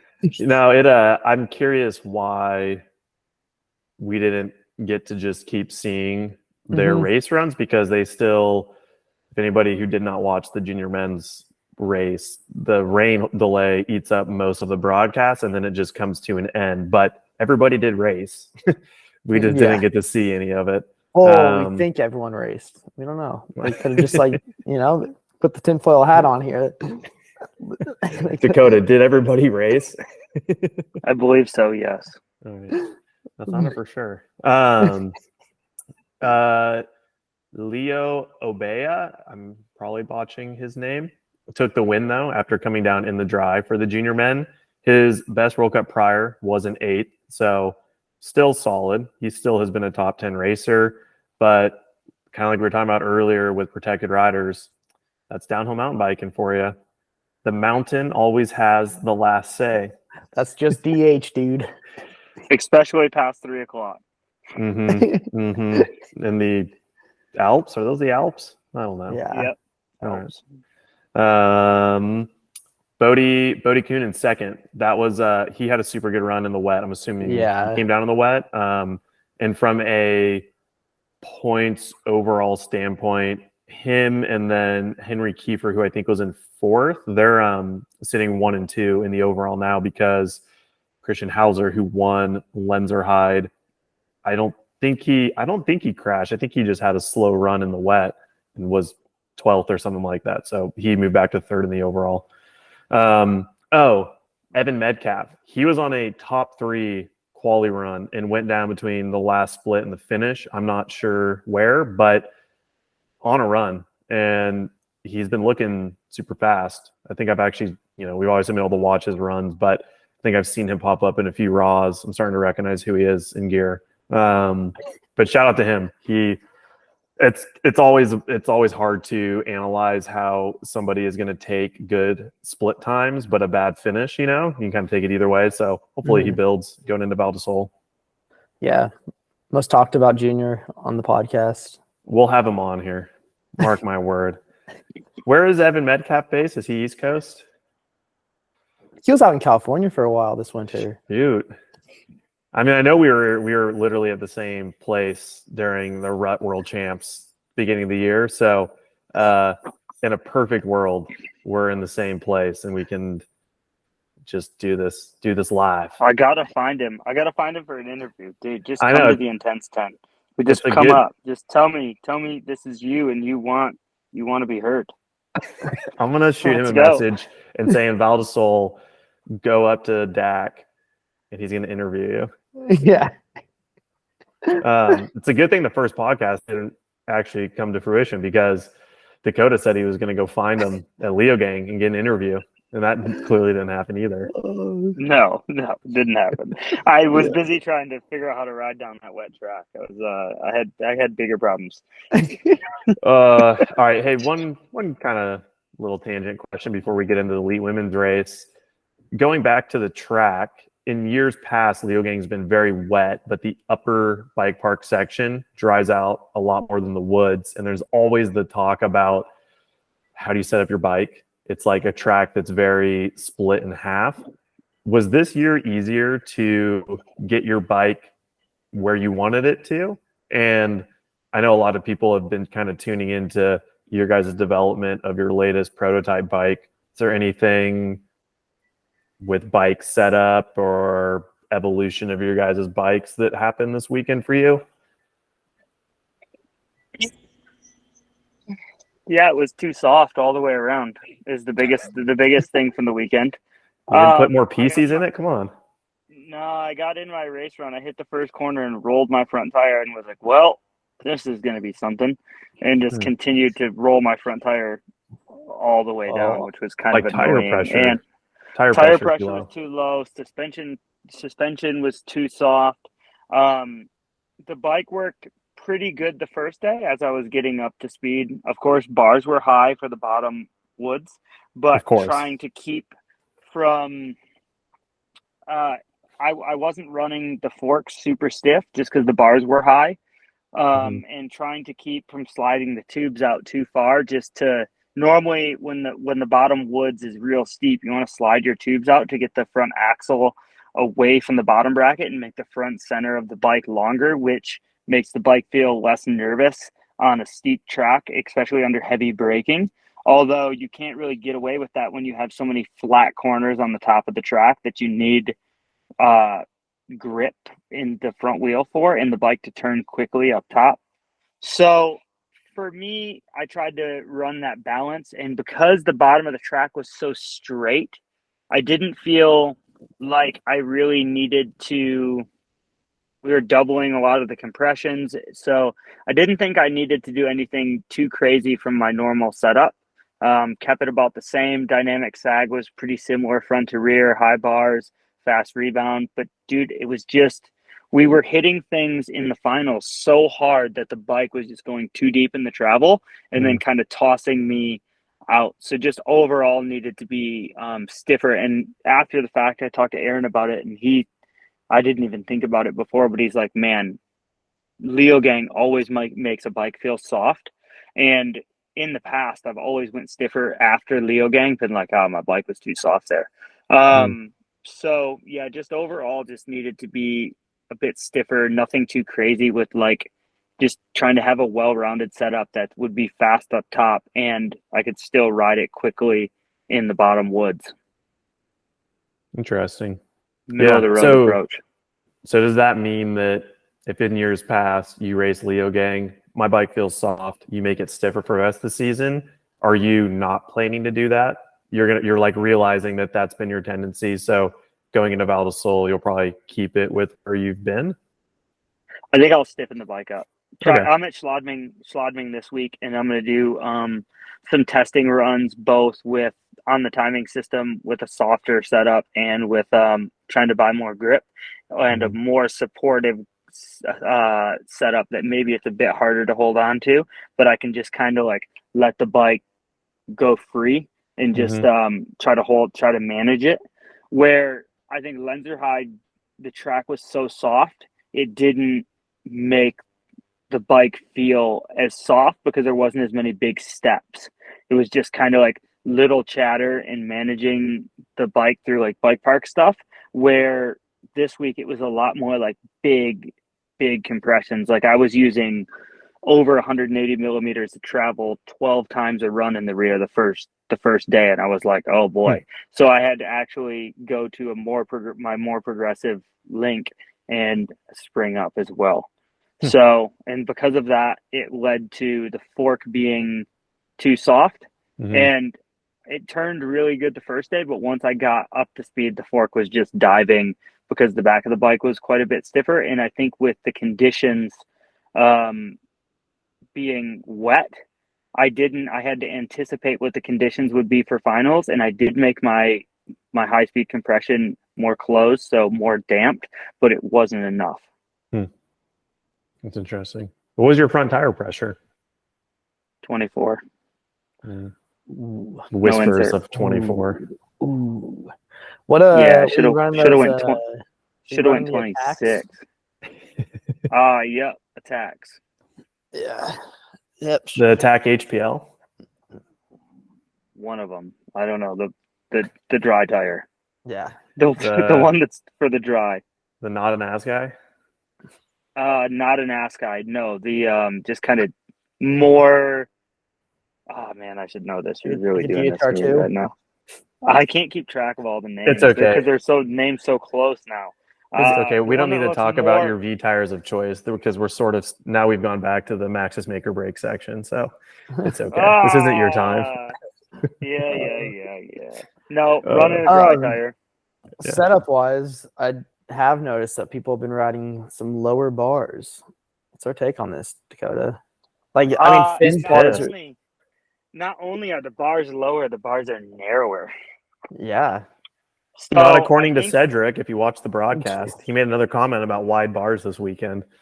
Dude, I think Finn is on like 740. So because his hands are so far inside, his torso's higher. Yeah. Yeah. So he's like able to like turn real quick and then still have like a tall chest, like stand up ride height with short bar. I can't run it. I mean, if I go to 780, I feel like I'm gonna tip over. Dang. What do you run? So 790. 790 guy. But yeah, Loic is also on the narrow low bars. I've been thinking about going down to 20 mil rise. I got 30s and I'm at 750. Just cut some off, dude, and drop them. Give us a report. Dude, I did drop them this winter on my downhill bike. I think I went down. Can you adjust your? You can't adjust shit on your Scott. You just whoa! On my downhill bike, it's got normal. The Scott just comes feeling. The Genius just comes feeling perfect. It comes feeling the way they want you to ride it. Yeah. There's no option. The way that I want to ride it. Yeah. While we're on the topic of Scott, do you guys see that one in two pieces during semifinals? Oh, gnarly. That dude like came in, just bound up, and just. Yeah. In case you're wondering, trees still do not move. Yeah. The tree did have a pad on it though. He was Then. Yeah. But yeah, move on. Elite women. The weekend of Valley. I don't think Rachel packed enough riding gear for 2 weekends of racing because her pants. She buzzes a lot, and her pants had quite the blowout on them. I wonder if I feel like there was somebody else I saw. I don't remember which category that it looked like they were wearing their same gear from semifinals. Like it had dirt on it or something. You were? I didn't change. No. There you go. I was kidded, dude. I was ready to go. I just put a jacket on and a beanie, hung out, and then went up there and got going. Marinating. Yeah, like Rachel, so after the runs, they always showed like this guy in the sky shot from like the wood jumps on the motorway. You're like, dude, no guy in the sky shots. Let's just take the really slow-mo up close ones. Yeah, like straight up Cudby photo. Like we're just a handful of them were cool for certain reasons, but by like the 30th rider, I was like, yeah, and yeah. Dude, yeah, but they had the one of Rachel and she like buzzes her butt on the I did see that. Back tire. Well, in our slideshow from finals on site, there was a photo of Loic, and he had quite a few buzz marks on his butt. Yeah, he was double cheeked up, I think. He had one on each cheek. Yeah, it doesn't discriminate. Yeah. We sort of started talking about elite women, but dude, Bally freaking won all 3 Ripping. races by a margin in most of them. Yeah, man. I mean, I actually I'll throw us all underneath the bus. We did our predictions after Lenzerheide for Leogang, and Spomer pointed out after the fact, he's like, none of you guys mentioned Valley. And I was like, damn, that's kind of I just thought she was going to crash. Historically, that's been her go-to at Leogang. She did crash just after the finish line. Yeah. Hey, you did that. You did that at Lenzerheide. Yeah. Blasted it. Yeah, man. I don't know. It was pretty sick to see her. If you look back at years past, she's not had the best track record at Leogang, which is, home turf for her. So for her to get her first elite win at Leogang, as well as win semifinals and qualifying, was pretty epic to see. She looked noticeably more aggressive than everybody else. Yeah. I would say in Lenzerheide, she looked like she was like kind of tired by the end of the run, but here, like, it looked like she was attacking the whole time, which was cool. Like, yep. Looked good. Good style. And yeah, Gracie Hemstreet has sick style though. She does. I agree. Might be the kit. The kit helps. That is that was one of the kits that I picked out. It was a good looking kit. Dude, yeah, Monica was ripping too. Yeah. She finished in fourth in semis and finals. Got to give a shout out to Phoebe Gale in fifth. That's her first elite podium, and maybe I'm mistaken, but she didn't qualify or make it through semis into finals at Lenzerheide. I could be wrong, but I think it's her I'm thinking of. So a pretty awesome turnaround from one week into the next. What else? Camille Blanche in second, and I don't know. She didn't really seem super on it all weekend, but she went third in semis, second in finals, and she is sitting first overall now. So kind of like what overall leaders do. Maybe they don't have the best weekend or they're not the most noteworthy rider, but they still come out maximizing points and all that. Yeah, and she's been fast there in the past. She's historically been pretty sick at Leogang, so I feel like either something was off or she just wasn't feeling it, or obviously not take away from Valley. She's had a really good weekend herself. So what else? Tony Seagrave crashed in qualies or semis, but didn't end up not making it to finals, which was a bummer. Same with Millie Johnset. Frida, she made it into semis. That was cool. She must have been hyped. Yeah, she was super pumped. She was fully balling at the bottom. I was warming up, waiting for updates because she caught a girl the weekend previous with Brita was running the 40 plate. She was running the 40 plus 5 this weekend. Hashtag Brita 40. So she's up in the mix, dude. It's so hard to drop in for qualifying when you're just trying to plan a pass or where you're going to catch the girl and so many other things to worry about. So she shredded and now she's in, dude. Should have a better number plate that you won't have to deal with catching girls, and now she can focus on riding faster. Sick. Yeah. Heck yeah. That's rad. Yeah, dude, with everything she's gone through, and it hasn't been quite a year yet, has it? But it's close to a year since she got her concussion. No, she's I think Tani's at a year. No, it is 1 year. 1 year. Tani's 3 months ahead of her, and it looks like Tani's doing pretty well, but Frida is still she definitely does not want to say anything because it's if she says she's having concussion symptoms, people are going to be like, oh, well, you shouldn't be riding your bike. She's cleared from all of her doctors. She's managing it.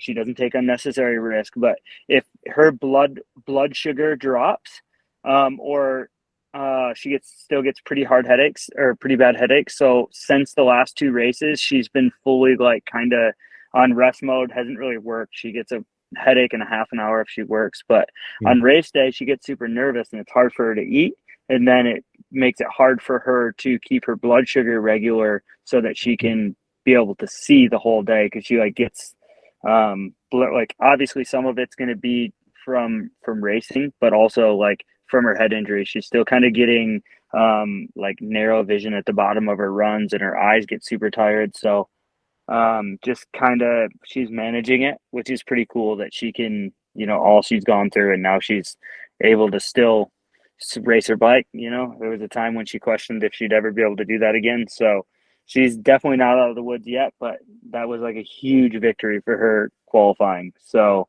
she's still got some work to do, but she's rolling. Heck yeah. Yeah, because I mean, she finished 14th out of qualifying, or is that right? 13th out of qualifying? Yeah, 14th. We were both 14th.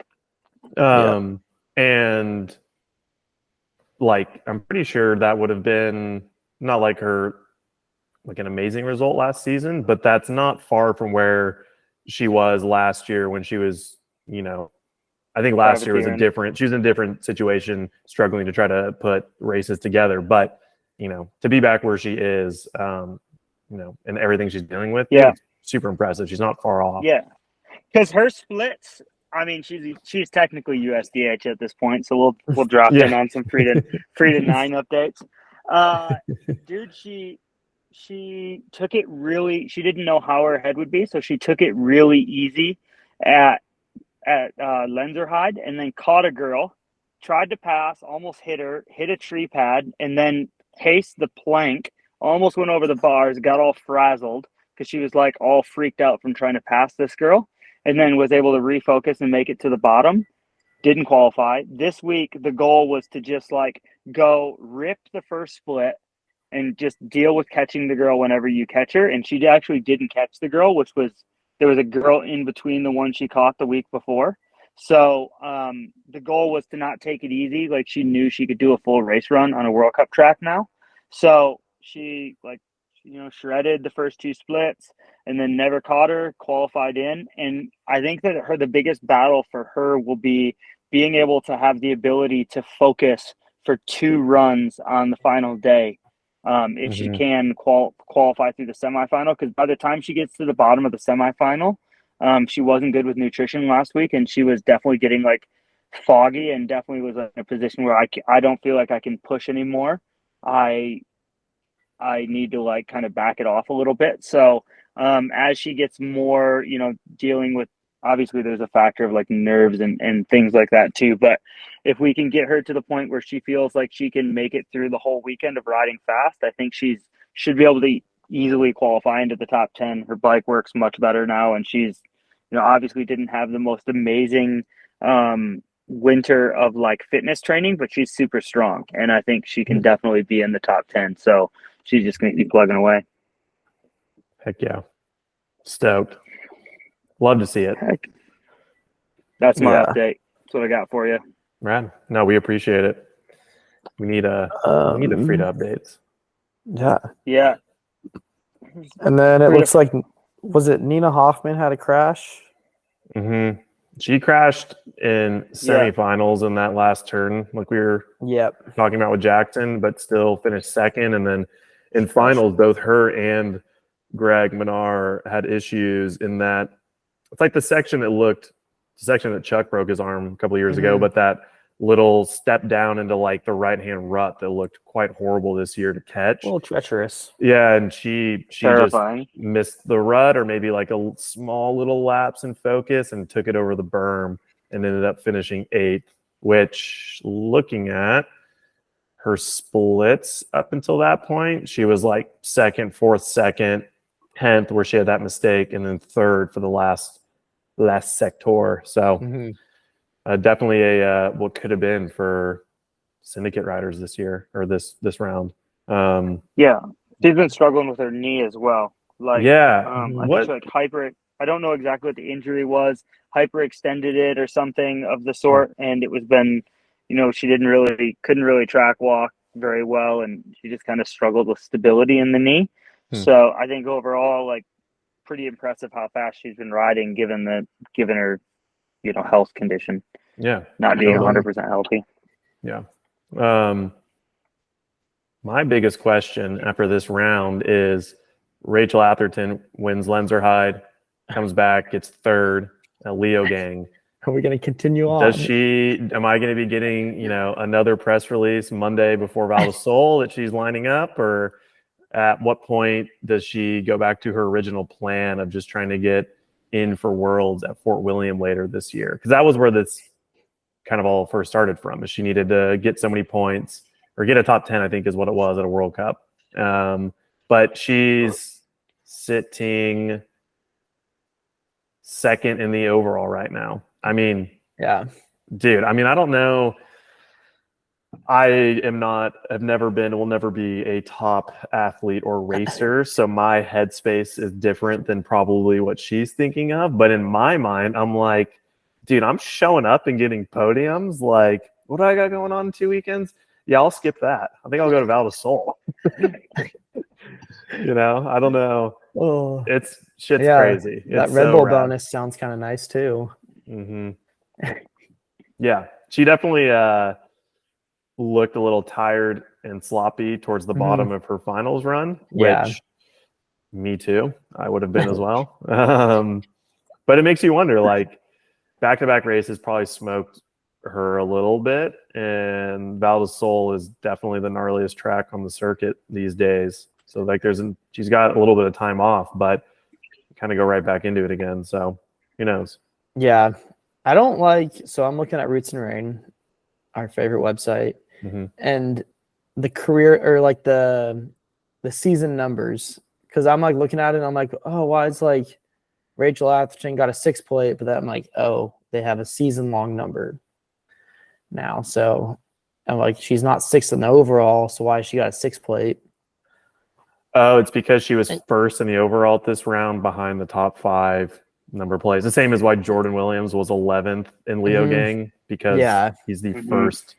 Yeah. Was it?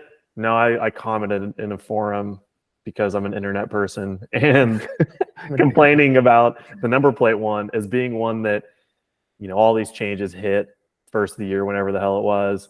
The number plate one, I was like, yeah, whatever. I'm used to it in moto. Number plates for the season, whatever. Round 2 Leogang, because now the plates have all changed. I don't like it. Freaking hated it. I did not realize how much I relied on number plates to follow somebody's season in the overall. And I noticed it with Bernard Kerr. He's 5 from last season.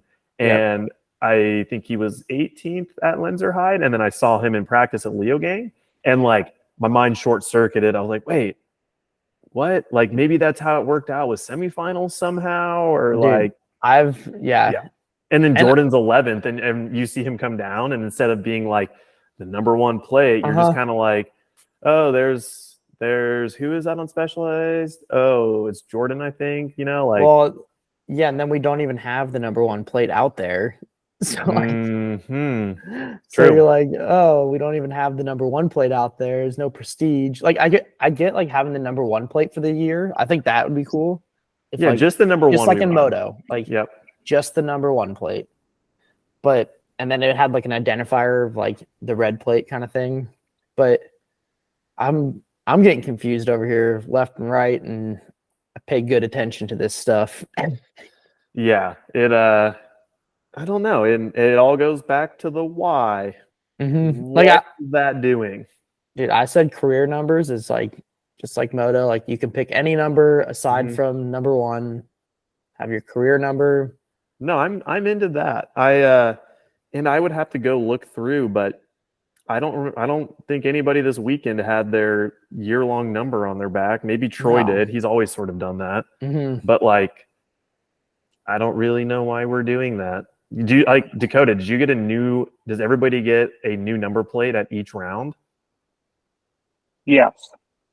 Like that has what venue So I was you're like 21, number 21, which just felt bad with that on the front of my bike. Like I felt bad. Yeah, because you're outside the top 20. Speak for yourself. I'm like, wow. Like you should feel bad. I know. I've had worse number plates on my bike. Like but it's just like, you're like, dang, like 21. It's like, oh, well, I'm like 11th in the overall. Like that's pretty good. But then you see the plate. It just has like a negative feel to it. I mean, that was like like Dante Silva with the 65 plate. I saw that and I was like, man, Dante didn't qualify at the last round. Like that's what I thought immediately was he didn't even make it into semis of the last round. Because traditionally at 65 plates, like you don't even have World Cup points. Yeah. Maybe we just put names. Yeah. You know, we could do something. Do we need numbers? Like, I don't really. I guess we probably need numbers. Do you still have to pin a number on the back of your jersey? No, which is really nice. Really nice. When did that end? It ended. When? Like this year? Yeah, it's gone. That's cool. Those things sucked. Yeah, the worst. All my jerseys from last year still have like double-sided tape and get stuck together in the dryer. It's so irritating. I only had one. Literally, people took any of my jerseys from last year with a sleeve, got taken off of me by people, like literally, quite literally taken from me. And then I only had one left, and it had double-sided tape all over the back at Mountain Creek, but then we didn't have back numbers, so I was just like a ball of goo racing for the weekend, and I was just like, this is not good. I look like an idiot. Yeah. Yeah, Elite men? Where are we? Oh wait, I think. Riders that didn't qualify. Anna Newkirk, I was gonna say for women, just outside of finals, 11th. Yep. And so kind of going on, I like looking at this for each round. There was 18 seconds separating the top 10 elite women. Winning time was 3 seconds faster from semifinals to finals, and then only 2.5 seconds between 3rd and 8th place, which just keeps getting tighter racing. You know, so rad to see the elite women's field. I don't think 10 in finals is a number we need. I was kind of on the edge about that, and then now that we've seen it play out twice, I think there should be more women in finals. I don't really know why we need only 10, but yeah, it's probably something that maybe we'll get sorted in the future. All right, elite men. We already kind of touched on qualifying was a bit of a crapshoot due to the rain. Some riders who did not make it out of qualifying: Charlie Hatton, Brendog, Mark Wallace, Thomas Estak, Remy Tirion, Brooke McDonald, Lockie, Benzwar. Definitely some names that got the short end of the stick when it came to the raining and qualifying. Charlie was protected. What's that? Charlie was protected. So. Okay, as I said that, I was like, now that I understand qualifying, he might have been one that got in. Probably Little P. Probably Little P. Yeah. Little P. Not Big P, just Little P. Man, semifinals: Finn first, Loic second, Choi third, Jackson fourth, Lucas Shaw fifth. Riders who did not escape semis: Linky, Sam Hill, Angel Suarez, Fricks, George Brannigan, Adam Brayton, Greg Williamson. Did I say Sam Hill? Sam Hill. So. Sam Hill again because I was double bummed. Yeah. Finals: epic race. Andreas Cole takes first. I feel like he cried, which was I like to see when racers like enjoy that moment, because he mentioned it was his 9th World Cup season, and you compare it to anything else you do in life. I mean, it's like trying to become a doctor or something, you know, something where you put so many years into that thing and to stick with it and stay motivated. And, you know, last year alluded to this happening because he was basically finished, I think, every position in the top 5 except first. And so to see him do it in Austria, as well as with Valley winning, was like super rad. Like I was it's one of those ones where you're like, oh my God, downhill racing's the sickest. Yeah. And I mean, he was fast, but you watch any of the top 10 runs and they all look like race winning runs to me. I mean, the top 10 was separated by 2.4 seconds, top 5, 1.7 seconds. And I have a note here. It says Kolb went 5 seconds faster from semis to finals, which is pretty insane. But I think he was back in semifinals. like maybe ninth or something like that. Yeah, he went down pretty early. Yep. So I guess his time he made up wasn't too surprising, but we already touched on Jackson finishing third with that bobble. That probably is what lost him the win. But watching Loic's run for second and final, or Finn's for fourth, or Lucas for fifth, nothing in it. Like it was so tight. And even looking at splits now, and you look at like someone's third at one split and the other person's fourth, but it's like 0.1 or 0.2 seconds separating them. It's not a lot of time. But dude, shout out to Lucas Shaw. Back-to-back this semis and finals. Yeah, he was shredding this whole weekend. Super high. He reminds me of like, he's always had the style that is so calm. Like I remember racing as a junior and he'd be like, yeah, Luke is pretty fast. And he'd be like 5 seconds faster than everyone. You're like, what the heck? And that's how he looked this weekend. We were like, oh, I'm like, come on, fucking go a little faster. If you have a chance, go back and watch his run and watch like the bike park section at the top. He's just like ripping every corner. Like it was super sick to see. I was like, man, he's not going to have any tire pressure left by the time he gets to the stumps because he's just like absolutely slaying every corner. Dude, in the after you come onto the motorway and you have all those jumps and quite a bit of sprinting between it, he came through and I was like, oh, that's right, Luca used to race BMX. Like he just was so precise and on it. And there's a few riders you can pick out, maybe like Thibaut Deprella, where he was still fast through the motorway, but the finesse is like different from like Luca. Like they're just charging and manhandling, where Luca is definitely saving some energy through there and going just as fast. Pretty dope to see. Loic coming through the finish line and being like super stoked on second was like kind of refreshing to see. Totally. It's like someone looking at their time and be like, oh, he's in second and he's like also pumped. He's like not winning. Yeah, 100%. Dude, he his post-race interview was really cool. I mean, give a shout out to him throughout his career. I feel like we've all watched his English get a lot better and his personality. Like we've all had the chance to kind of know him outside of what you see on the broadcast. And he's honestly a pretty quiet dude. He's kind of quirky and goofy. And but when he speaks now, obviously his English is pretty great, but then I don't know, he just carries himself really well. And like the way he talks about his sections and how they went, but like he gives really cool insight to maybe like where he's at and why he approached the race he did. He gave shout outs to Andreas winning and like wanting that to still be the spotlight, even though he got second. Dude, just like another one of those people that we're lucky to have in the sport, Yeah, he also like got out of the podium area pretty quick also. So like if you notice, like he like kind of gets out of it and then Andreas like has his shine. So I was like, totally. Very respectable. Like, I wasn't going to bring this up, but since we're kind of talking about that, Jackson, I get he got his first podium in third, but there was like multiple awkward moments during the post win of Andreas. I feel like a dick for even saying anything.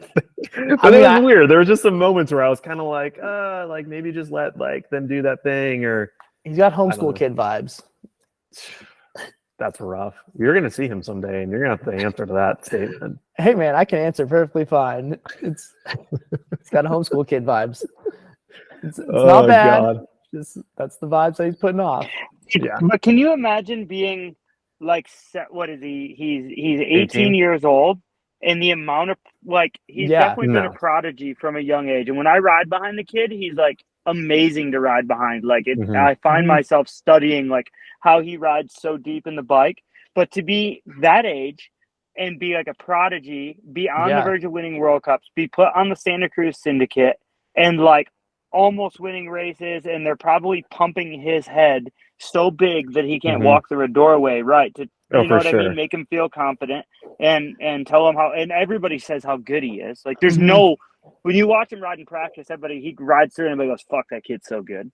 Like, yeah, dude, I cannot imagine the amount of You're pressure that Yeah. kid deals with. Mhm. Like, I can't even handle myself as a 30-year-old man, like with my emotions and in the, you know what I mean? Like, it's difficult. Yeah. Like, you find yourself, you do stuff and you're like, I'm an idiot, you know? I can't imagine being that kid's age with everything he's going through and Mhm. being in the spotlight and then like having to try to manage these things. Because a lot of the things like you see from the outside, I bet you don't even like register in his head. You know, he Oh, just yeah. like wants to win. The kid Mhm. just wants to win. Yeah. Which No, you're he's right. gonna I'm win. trying to balance that. He's gonna win. It was, but I definitely seen like Kolb winning at home, being like almost like Finn Isles winning at Mount Yeah. St. Anne, like this Totally. monumental thing. And it's like everybody wanted to see that happen. That's the dude you want to get beat by. Like Mhm. some dude winning in his home country on his home track. Like that's amazing. We wanted like even Loic was sad when he beat Mick at Worlds at Cairns. Like he was Mhm. like won Worlds and was upset for Mick. You know, it's Mhm. like what you want to see. So I definitely feel like that. Like I can't imagine being in Jackson's shoes. It would be incredibly difficult. Yeah. Also, just being like a young kid who's definitely like I'm just gonna say probably like doesn't fully know how to express his emotions, because he like goes Yeah. from like hitting himself in the head to like being happy, and then it's like, Mhm. okay, so like which one are you? You upset? You angry? Like, are you like sad? Like, but I think he just knew he threw it away. yeah, I like knew he threw it away, but then yeah, it's kind of like not knowing what emotions to express, and then like all the chaos of like Andreas winning, and then No, I Yeah. will say he visibly was super hyped for Andreas goal. yeah, So I'm not trying to give him any shit on that. It maybe the best way to put it is it kind of reminded me of like our TikTok walk around with AirPod generation sort of vibe. Like, you know what I mean? Like Kids. kids. That's the best way to put it. So you know Kids. what? Where Fuck you it. I'm see in the Loic wrong. as I like don't get it. I'm old now. Gen Z vibes, dog. Just Yeah, I get it for sure. But you can just see the difference in how seasoned Loic is. That's a good way Like to put it, for sure. he's a yeah, veteran, dude. Like that dude is a veteran. Dude, and Like honestly, even Finn in fourth. I watched the broadcast all the way through when they all go out like onto the podium, Mhm. and the differences in how each rider carries himself. Obviously, Jackson being like his first elite podium is on a Yeah. much different wavelength than Loic, who just like is content with second, right? yeah. But I thought it was really cool to see Jackson and Finn both on the podium. Two Canadians, you know, like I think it might have. I feel like I saw a post somewhere that maybe it was Stevie's birthday that day. Regardless, like, you know, when I think of Leogang, I do think of Stevie taking the win in, was it 2013? Yeah, I think it was 2013 over G. He like won that race to win the and then it overall. just kicked off everything. Yeah, and so like it yeah, that felt cool, you know, that felt good. Dude, yeah, the icon section or whatever it is, as far as like that with like all the names are Oh, uh-huh. like actually pretty sick at league. I always Super I cool. think- And I kind of forgot that they do that with winners, right? Like if you win, you get a name, your name put up. I think is how that works. So yeah, it's pretty sick. It is pretty cool. What else, man? Ronan Dunn. Ronan Dunn rode sick, dude. 14 He said- semis, 8th in finals. He Freaking said he loose got unit.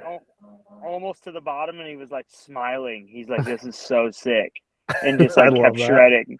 Which is like he was in the air for a while. There in the middle of the woods, like in the air. He was just in the air. Which is super stoked for him. Like that was really cool to see as he like develops as a rider. It seems like he's still wild as he is, but he's a little more calculated as he grows a little bit, and a little bit of a threat, dude. Kid's good at riding a bike, and he's a unit. Yep. Totally.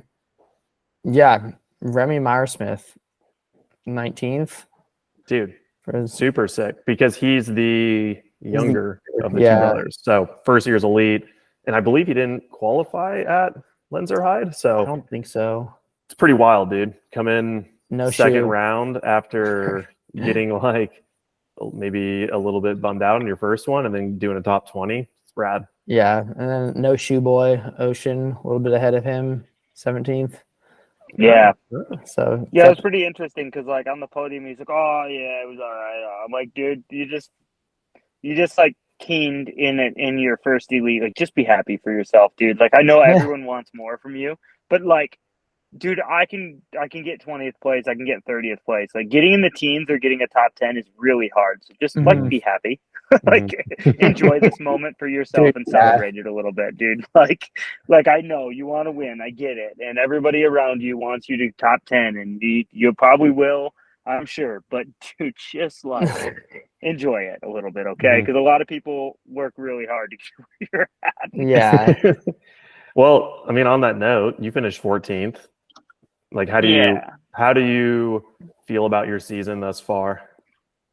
So I feel like I was happy with Lenzerheide. I wasn't as happy as Leogang. I struggled to step it up in the final run. I rode pretty consistent, and where there's some adversity, some things that I'm dealing with that aren't as ideal as I would want them to be, right? Like, there's always stuff that's going on outside of me, but I feel like overall we got the bike working pretty good for how long we've had it, and the parts are working good. So it's just getting set up and getting comfortable, and dude, these dudes are so good that like you have to be on it. Like the top 10 is like, those guys are all on massive budget teams. They've done hundreds of testing laps, and they're all dialed.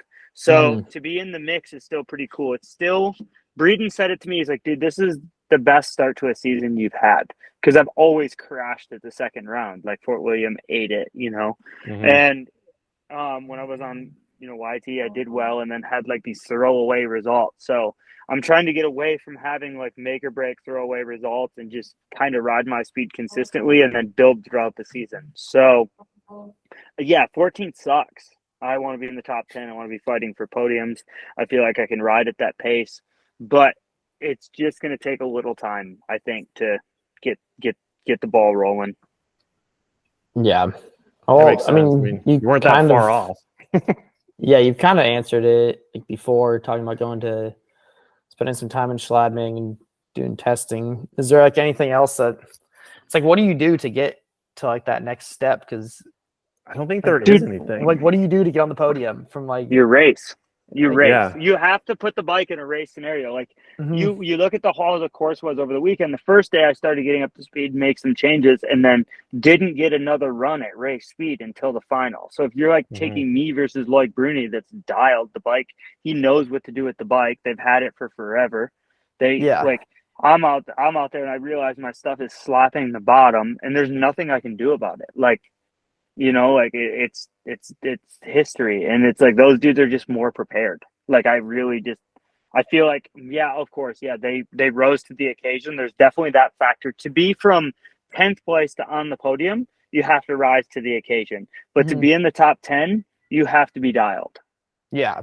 I Period. mean, as we probably have said it before, but this weekend in particular highlighted to me how it's anyone's race. Like there's a high probability we can have a different winner at every round in the elite men's field, because 100%. Dude, you're in fourth with a 302.4. You went a second faster, you would have been in seventh. And that's, and like, I can look at the times and know that like you're in the mix as much as anybody else. But like on a result sheet, you look at 7th place versus 14th and you're like, oh, they did much better. But like, there's fucking nothing in it. It's so close. Yeah. So 8 dudes in front of me on the same second is like, come on. Like, yeah, it's a second and a half and you're on the podium. Yeah. It's crazy. So it's really crazy. Pretty happy, but just like, dude, it's just like the position. I'm happy with the way I rode, and I'm content with that.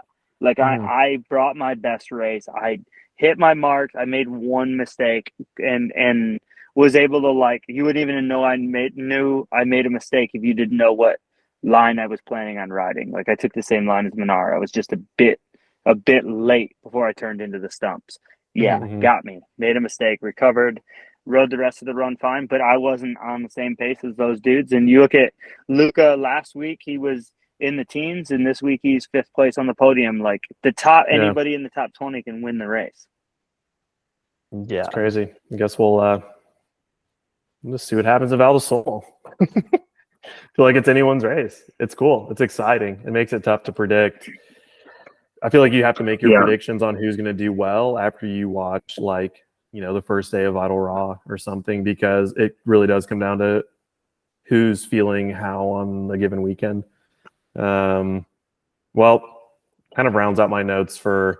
Oh wait, Dante we got Silva. another section here. We do have another section, but for racing, gotta give him Dante, dude. Freaking 25th. He got a little lucky in qualifying with an 8th due to the rain, but back that up with a 25th in semifinals and then a 25th in finals. Yeah. Stoked to see it. Consistent. Yep. Shout out to Dylan Maples. I was gonna say we had quite a few Americans make it to semis. Yeah, dude. Dylan Maples did. He finished 48, so he didn't go on to finals, but 48th is a solid result at a World Cup still. Yeah, Chris Definitely Bryce. Something to make note of. Like, even people that aren't getting out of semifinals, that is like no easy task, Yeah. Yeah, we had Chris Grice, Austin Dooley, Dylan Maples. It's stacked in there. There's a lot of fast people racing. Mm-hmm. Like, we didn't even have a Piron brother in the finals, which is I know, crazy, right? Yeah. All right, we got a couple sections here, right? You want to touch on T-Step Style Award? Do you have a winner? I don't have any notes here. Best dressed. I'm gonna go. Okay, so we ran a poll. Do you know who won the poll? I think Loic won the poll.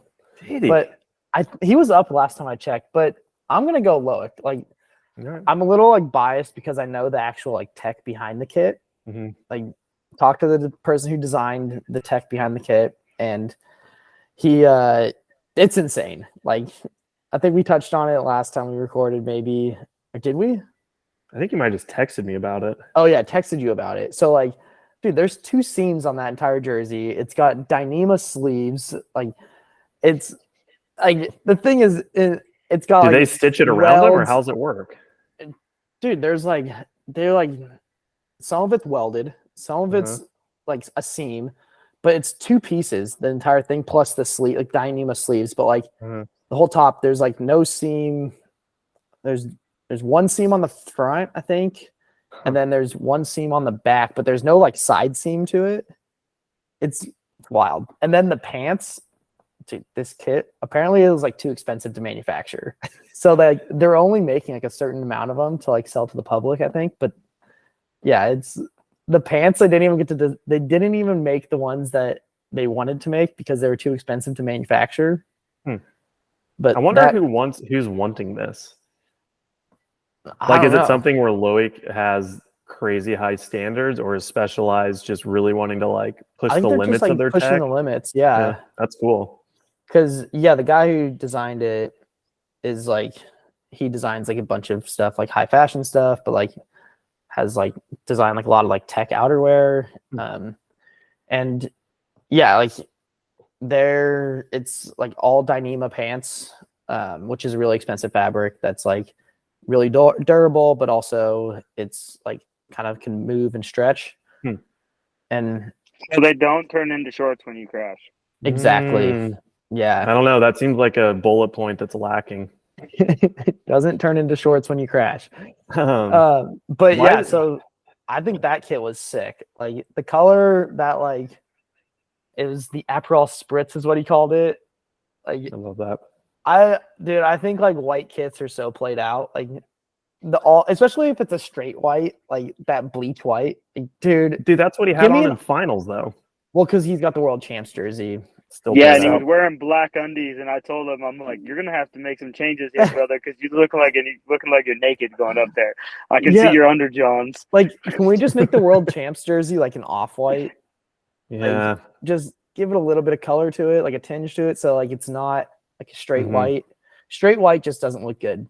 I'm just putting that out there. Finn had a gray kit, I believe, in finals, which is kind of the Canyon TLD. That kit's kind The of like a stained kit. grayish. Yeah. It's And kind of stained. but it like looks better once you've worn it one run. Because like That's in all true. white kit, like the second you go on to sit down on a Or lift or something. worse. Yeah, it's like, dude, I'm not gonna, toot my own horn here, but I had the all white kit like pretty early on there. Back in 2016, when Fast Yeah. House wasn't even into bikes. The OG here. Yeah. I think those Norco kits were sick, but Loic takes it. I like when they change kits every weekend. Like it's like push the limits of the sport, kind of like let's like add some flavor to it. I get why people complain, like, oh, I don't know who's who. It's like, well, pay more attention. I don't know. Look at their number. Oh, yeah, look at their number, and you really won't know who's who. Look at their number. Do some math. Look at last season's overall. Come on, it's not that tough. Yeah, do some investigative reporting. I'm just bummed because I think the Union's kits have been the sickest, and they got like no votes on the poll. And I was like, well, everyone else is definitely wrong. I would say Frida's kit. Hers was cool. It's really sick. Mhm. I just can't get behind the flow, that like flow That yellow. is what Lauren says too. And I'm like, are we looking at the same kit? That is the last thing that bothers me. Really? I think the brown bothers me more than anything. But I like the brown. I just can't. You just can't go brown and flow yellow. Like I get it. They're trying to like contrast the two, but like the flow yellow is just. I don't know. We could take that back to 2010, 2012. Like put it in the Raver era with the puffy Osiris's. Like not into it. Hey Dakotah, if you post a early in the weekend post of your kit, then you can be a part of the poll on site, because we've just been polling it from Instagram because it's the easiest way to get high quality photos. Yeah. Oh, Dakotah, I will say both of my kits are out there. So well, just post a new one so then it's at least kind of current. Cool. Yeah, Dakotah, I will say your kit, the back, it's got like those stripes on it. I think they're like kind of like sideways. Throwback intense kit. I do like that, yeah, because it's like throwback intense. Like, I actually kind of like that, but yeah, I like the simplicity of that Alex Wayman dude, like all black Fox kit, just getting after it. We still need that in World Cup downhill racing. Like, I'm equal parts into the custom kit that makes our sport look pretty rad, but also like homie who bought that at a discount maybe, or got like one free kit and is rocking it. Yeah. And looking sick. Dude. Also, your boy had the all black Fox kit when just drip. I feel like these picks are biased now. The O'Neill kit, the MS Mondraker O'Neill kit, kind of cool. Really? That helmet. That's a hot take. Let's just take that. I can't add it to the thing because like I just like the helmet just destroys it. Like the only person that can wear that helmet is Greg Menard. Still voting him back on O'Neill. Like every time I see somebody in an O'Neill helmet, it is Greg Menard to me. Yeah. It will be like that forever. I see Greg Menard most times, like the first clip of the weekend, and I do not know it's him. The Fox helmet looks odd on a man that tall. But his name is up half of his gear. That's right. His name's on his pants, the back of his jersey, his goggles, probably his bike next, like real big. Oh, yeah. I think it looks sick. The pants one, if it was a little smaller, would be neat. I don't like how huge it is. I like the Union jerseys because it just says Union on the front. Like, so tasteful. The sleeve has all the sponsors. I think they have Union on the pants. But, like, it's like, let's show the team first, and then everyone can see the sponsors from there. But, like, let's just make sure everyone knows what team they're on. Because sometimes you don't even know what team someone's on because they have so many other sponsors that it's so convoluted and you don't know what to look at. Like, if you just notice the team and like present the team well, the sponsors are going to be presented even better. Yeah, it's true.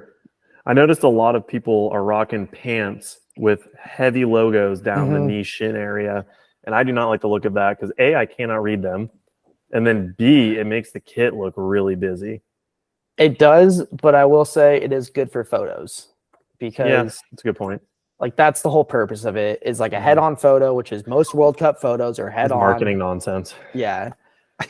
Branding and like all that stuff, man. But you'll have that. You will have that. So I'm going Loic. We didn't get to see what Isabella Yankova could back it up with because she won my pick for the first round that no one got to hear. That's true. Go back and look at that. That kit was sick as well. We'll do a year-end hot kits of the year, 2023, at the end of the year. But I want to see like some people and stuff that's a bit different. Like also, like I get the heavily tailored stuff, but I was going to make a comment about how tight everything is, and at what point are riders infringing on the no skin suit rules? Dude, Loris. I don't even think that's a rule anymore, though. Is it not? Dude, okay. Also, Luke Strovel. Luke, I'm putting you on blast here. He wants to go back to skin suits. Wow, that is an interesting hot take from the professional fisherman that he is now. Dude, yeah. The man in black wants to go back to skin suits. I'm like, dog, Luke, come on. Like, we can't do this. I mean, the tight gear is getting a little strange. It's so tight, but I don't know. Maybe it's a fad. Maybe we'll end up at like more of a relaxed fit in the next couple of years. Yeah. But I liked when Connor Fearon had like his jerseys were tailored long. Mm-hmm. Remember That was that? cool. His Fox stuff? Yeah. Mhm. I thought that was kind of sick. Yeah. Hunter always looks good. Yeah, man. Hard to look bad when you look that good on the bike. Yeah, Seriously. that's for sure, dude. I want to see some people with their jerseys untucked. Come on. Maybe tuck not your Leogang. jersey, No Dakotah? way, it's never gonna happen. Yes, What? yes, absolutely. Even that Dude, Andorra. I'm upset because my sleeves they flop in the wind. I don't like that. I'm You not got to trying to pin that flop. shit up. I've know. seen multiple racers at the Dude. first 2 rounds with little safety pins holding their gear tighter. Inside, pull it, fold it on the inside, flip it inside out, fold it, tape it. You're good to go. Yeah. You're going to Don't be, have that's to your risk second shaking right there. yourself. That's your 7th Yeah. place. Those damn Mhm. sleeves flopping in the wind, boy. I hope so. If it was that easy, everybody would do it. But It is that easy, but no. tighten her up. Tighten her up, Jimmy. But yeah, the heavily tailored stuff, like, man, I will say that the Loic stuff, it is tailored so his legs fit in it, which Not an easy task. yeah, not an easy task. Was it when he was on Fox that they tailored it so tight that he couldn't get it on with knee pads? I don't know. I mean, you're tailoring pants for trees, so that is not easy to do. Like it was. I think it was that year when Fox like tailored everything really tight. They were like the only ones doing it, and they like tailored it. But I don't think like everyone wore knee pads when they were getting their measurements and stuff. that's so funny. like some people like couldn't even get their pants on. 'Cause the knee pads Jeez. wouldn't fit. That is definitely a problem he would have. I don't even know why he wears Boys. them. Thick. Yeah, Yeah. no need. Enough muscles for protecting that kneecap. Yeah, that whole team. But It's true. They're eating good over there, that's for sure. dude, yeah, red meat diet. Red meat, raw milk. That's the way to do it. All right. Don't start with me. Burger We're Tech. moving on. Okay.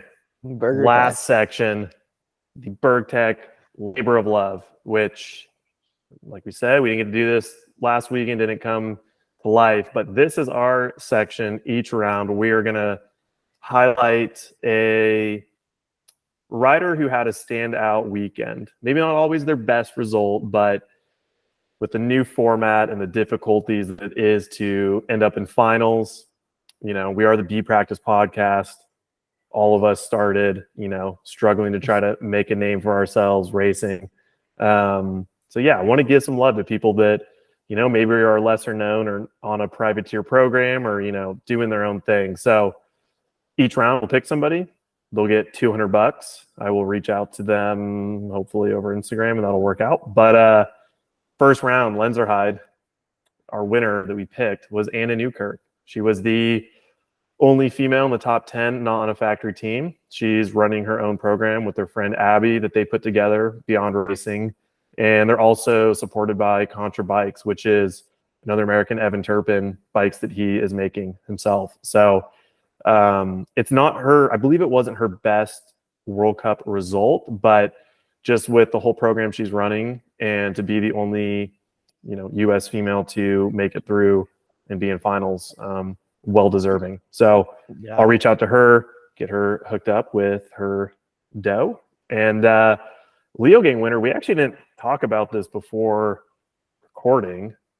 Is that first one on that list seem like the person we should pick? I reckon so. Yeah. All right. Second round, Leogang. It's going to Riley Miller. First podium in junior women's class. Not biased at all over here with the two Americans. Well, that should be noted is that both rounds, we've all taken the time to really try to figure out who it should be. And if you look at the top 30 for elite men, most of them are on pretty solid teams these days. I know it'll happen at some point this year. Somebody who, has a high number plate is gonna have a good round and make their way in there. But there's a lot of really fast women coming up that are trying to get their feet wet racing World Cups. And that's the way it panned out. And I get more hyped to watch the women's racing anyways. So maybe I am biased. But yeah, dude, shout out to Riley. We gave her some love at the beginning of the show. I'm honestly not super familiar with that Killington team that she's on and the support they get. But if I had to guess, it's a lot of it's coming out of her own pocket. So, yep. Shout out. Stoked. Super hyped. I'll reach out. Get you your 200 bones. Dude, yeah. Do we want to touch on anyone else that was on that list? The one name that I am going to struggle really hard to say, Ian. That's not actually in the broadcast. That's not it's Jan. Yeah, it's Jan. Gunners. Yeah, Gunne. He got lucky in qualifying, but he made it. So he made it in the semifinals. But in semifinals, he finished 33rd, just 0.4 off of making it into finals, and that was only his second World Cup. So, his run from Lenzerheide was pretty sick. Did he make it into finals there? He made it into qualifying. He qualified in. He made it into semis. So I think he was the first one to drop in semis. Okay. But he has good style. Sick. Well, he's on our list for sure to keep tabs on in the next few rounds because if he's on that bubble, if he makes it in the finals, he's probably gonna be our winner for that round. Sick. Yeah. No, I'm stoked. I'm hyped to be able to give some love to different racers each round, even though it's not much. So, boom, BergTech, labor of love. Cheers for their support. Let's close this thing out. I'm getting pretty tired and hungry. Val di Sole, round 3. Not this coming weekend, but the next. Looking at the results from last year, Loris took the win. Freaking Olkaboda on the podium in 3rd, right behind Andreas Kolb. Hold on, let me read off the other top 3 here real quick. We had Jordan Williams, Ryan Pekerton, Remy Meyer-Smith. That was your junior men.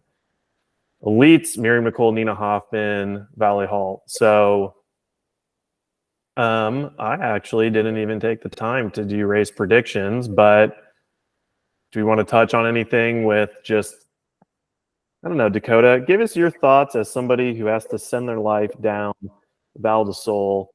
How do you feel going into it? What's the track like? Walk in the park? What are we working with? The Sunday cruise. Like going to your local velodrome. Just pumping out a few laps. Riding a jackhammer for a quarter mile. Yeah. Yep. It's probably... This is the first weekend we're going to see dudes really struggle with their physical condition. With the last 2 tracks, I mean, I know Leogang makes the bike feel soft, I said, but relatively compared to Val di Sole, it's very smooth. So I think after riding at Schladming, I think Kolb is still going to be strong because Schladming is absolutely a man's track at the bottom. it is so rough right now. And if that dude's been riding here a ton, he's going to be plenty fit and strong. Ton of confidence from last week. He's going to want to back up, try to get back on the box, if not another win. Loris Bergier with the Trek high pivot with the idler and the O-chain. He's going to be absolutely on it because his bike is going to be really good there. And he is an absolute weapon. Doesn't seem to struggle with fitness. And let me throw somebody else out there. Yeah, I'm going to put me backing it back up, you know. Gonna after a week of squatting, I'm gonna be made of steel, and I'm gonna be coming in like a tank, ready to shred. Does having podium there last year, does that give you more confidence going back to Val di Sole? Yeah, for sure. I mean, absolutely. I like that track. I've done well there. I had my best finish there as a privateer. Got my third World Cup podium there. So definitely looking forward to it. It's not necessarily going into it for me looking for a podium, but just wanting to continue to ride well. And I know when the dudes start struggling with arm pump and how physical it is, I know that I have that part of it covered, and I'm going to be able to be strong the whole weekend. So just trying to keep the good vibes and try to ride well and continue to be consistent. Sick. Do you guys want to do race predictions? I think Dak just did his. Well, who do you got for women's, Dak? Oh man, let me look at the women's list here real quick. I think I got Nina doing well. I think Valley could be strong there. I think her bike will be really good there. And then I got Monica Hrosnik. She is like awesome. She's super, super good when it's like technical and rough. She's probably the best in the women's field at technical rough riding. Nice. She did qualify second there last year. Yeah, she's so good at that, dude. Really good. She does struggle on the bike park stuff and the jumps, which she's working on, but it's actually super cool. Her boyfriend is in B practice and signed up and can ride. Her mechanic boyfriend can ride with her during practice and B practice. They ride together. Super cool. Is he signed up trying to qualify, or is he there signed up literally just to help her? Just to help her. That is super cool. Mechanic, which is so rad because he's got a low number plate, so he can just ride practice with her. Wow, it's so cool. That's pretty neat. I really think she's a really nice person and is awesome. I would really like to see her do well. Sick. I love that. Who you got, Tanner? I was actually going to say Monica Hrosnik. Like, I think she's going to do pretty well. I think Valley's probably going to take the W. And then I think Cami Blanche, that's the podium. Men's? Men's, I think Dakotah. I'm betting on our boy. He's gonna be on there. I love it.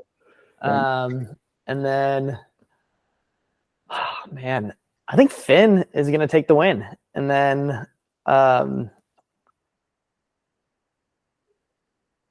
Jackson. Actually, no, Lori for second. I like that. Yeah. Okay. Who do I have here? I think Lori will be up there. I think Danny Hart will be up there. We kind of breezed over him from this past weekend, but he had a pretty good run going, and then he blew off his front tire. I'm going to say Kolb. Oh, my gosh. There's so many names because I think Jackson and Loic and Finn. Dude, I'm going to do Kolb, Finn, Lori Greenland. Women's, I'm going to do Cami, Valley, Nina. Nothing. You got nothing for me? That's it. You got no hope for your boy, huh? I am on your team in that I want you to have another solid weekend. Yeah, thanks. No, I'm serious. Not that you can't do well there, but like I think if you came away with top 10s in every race, that would be way sicker than like I mean, I don't know. That'd be sick. You know what I mean? No, There's a I lot of agree. people. That's There's my a lot of goal. people. Just keep being up in there.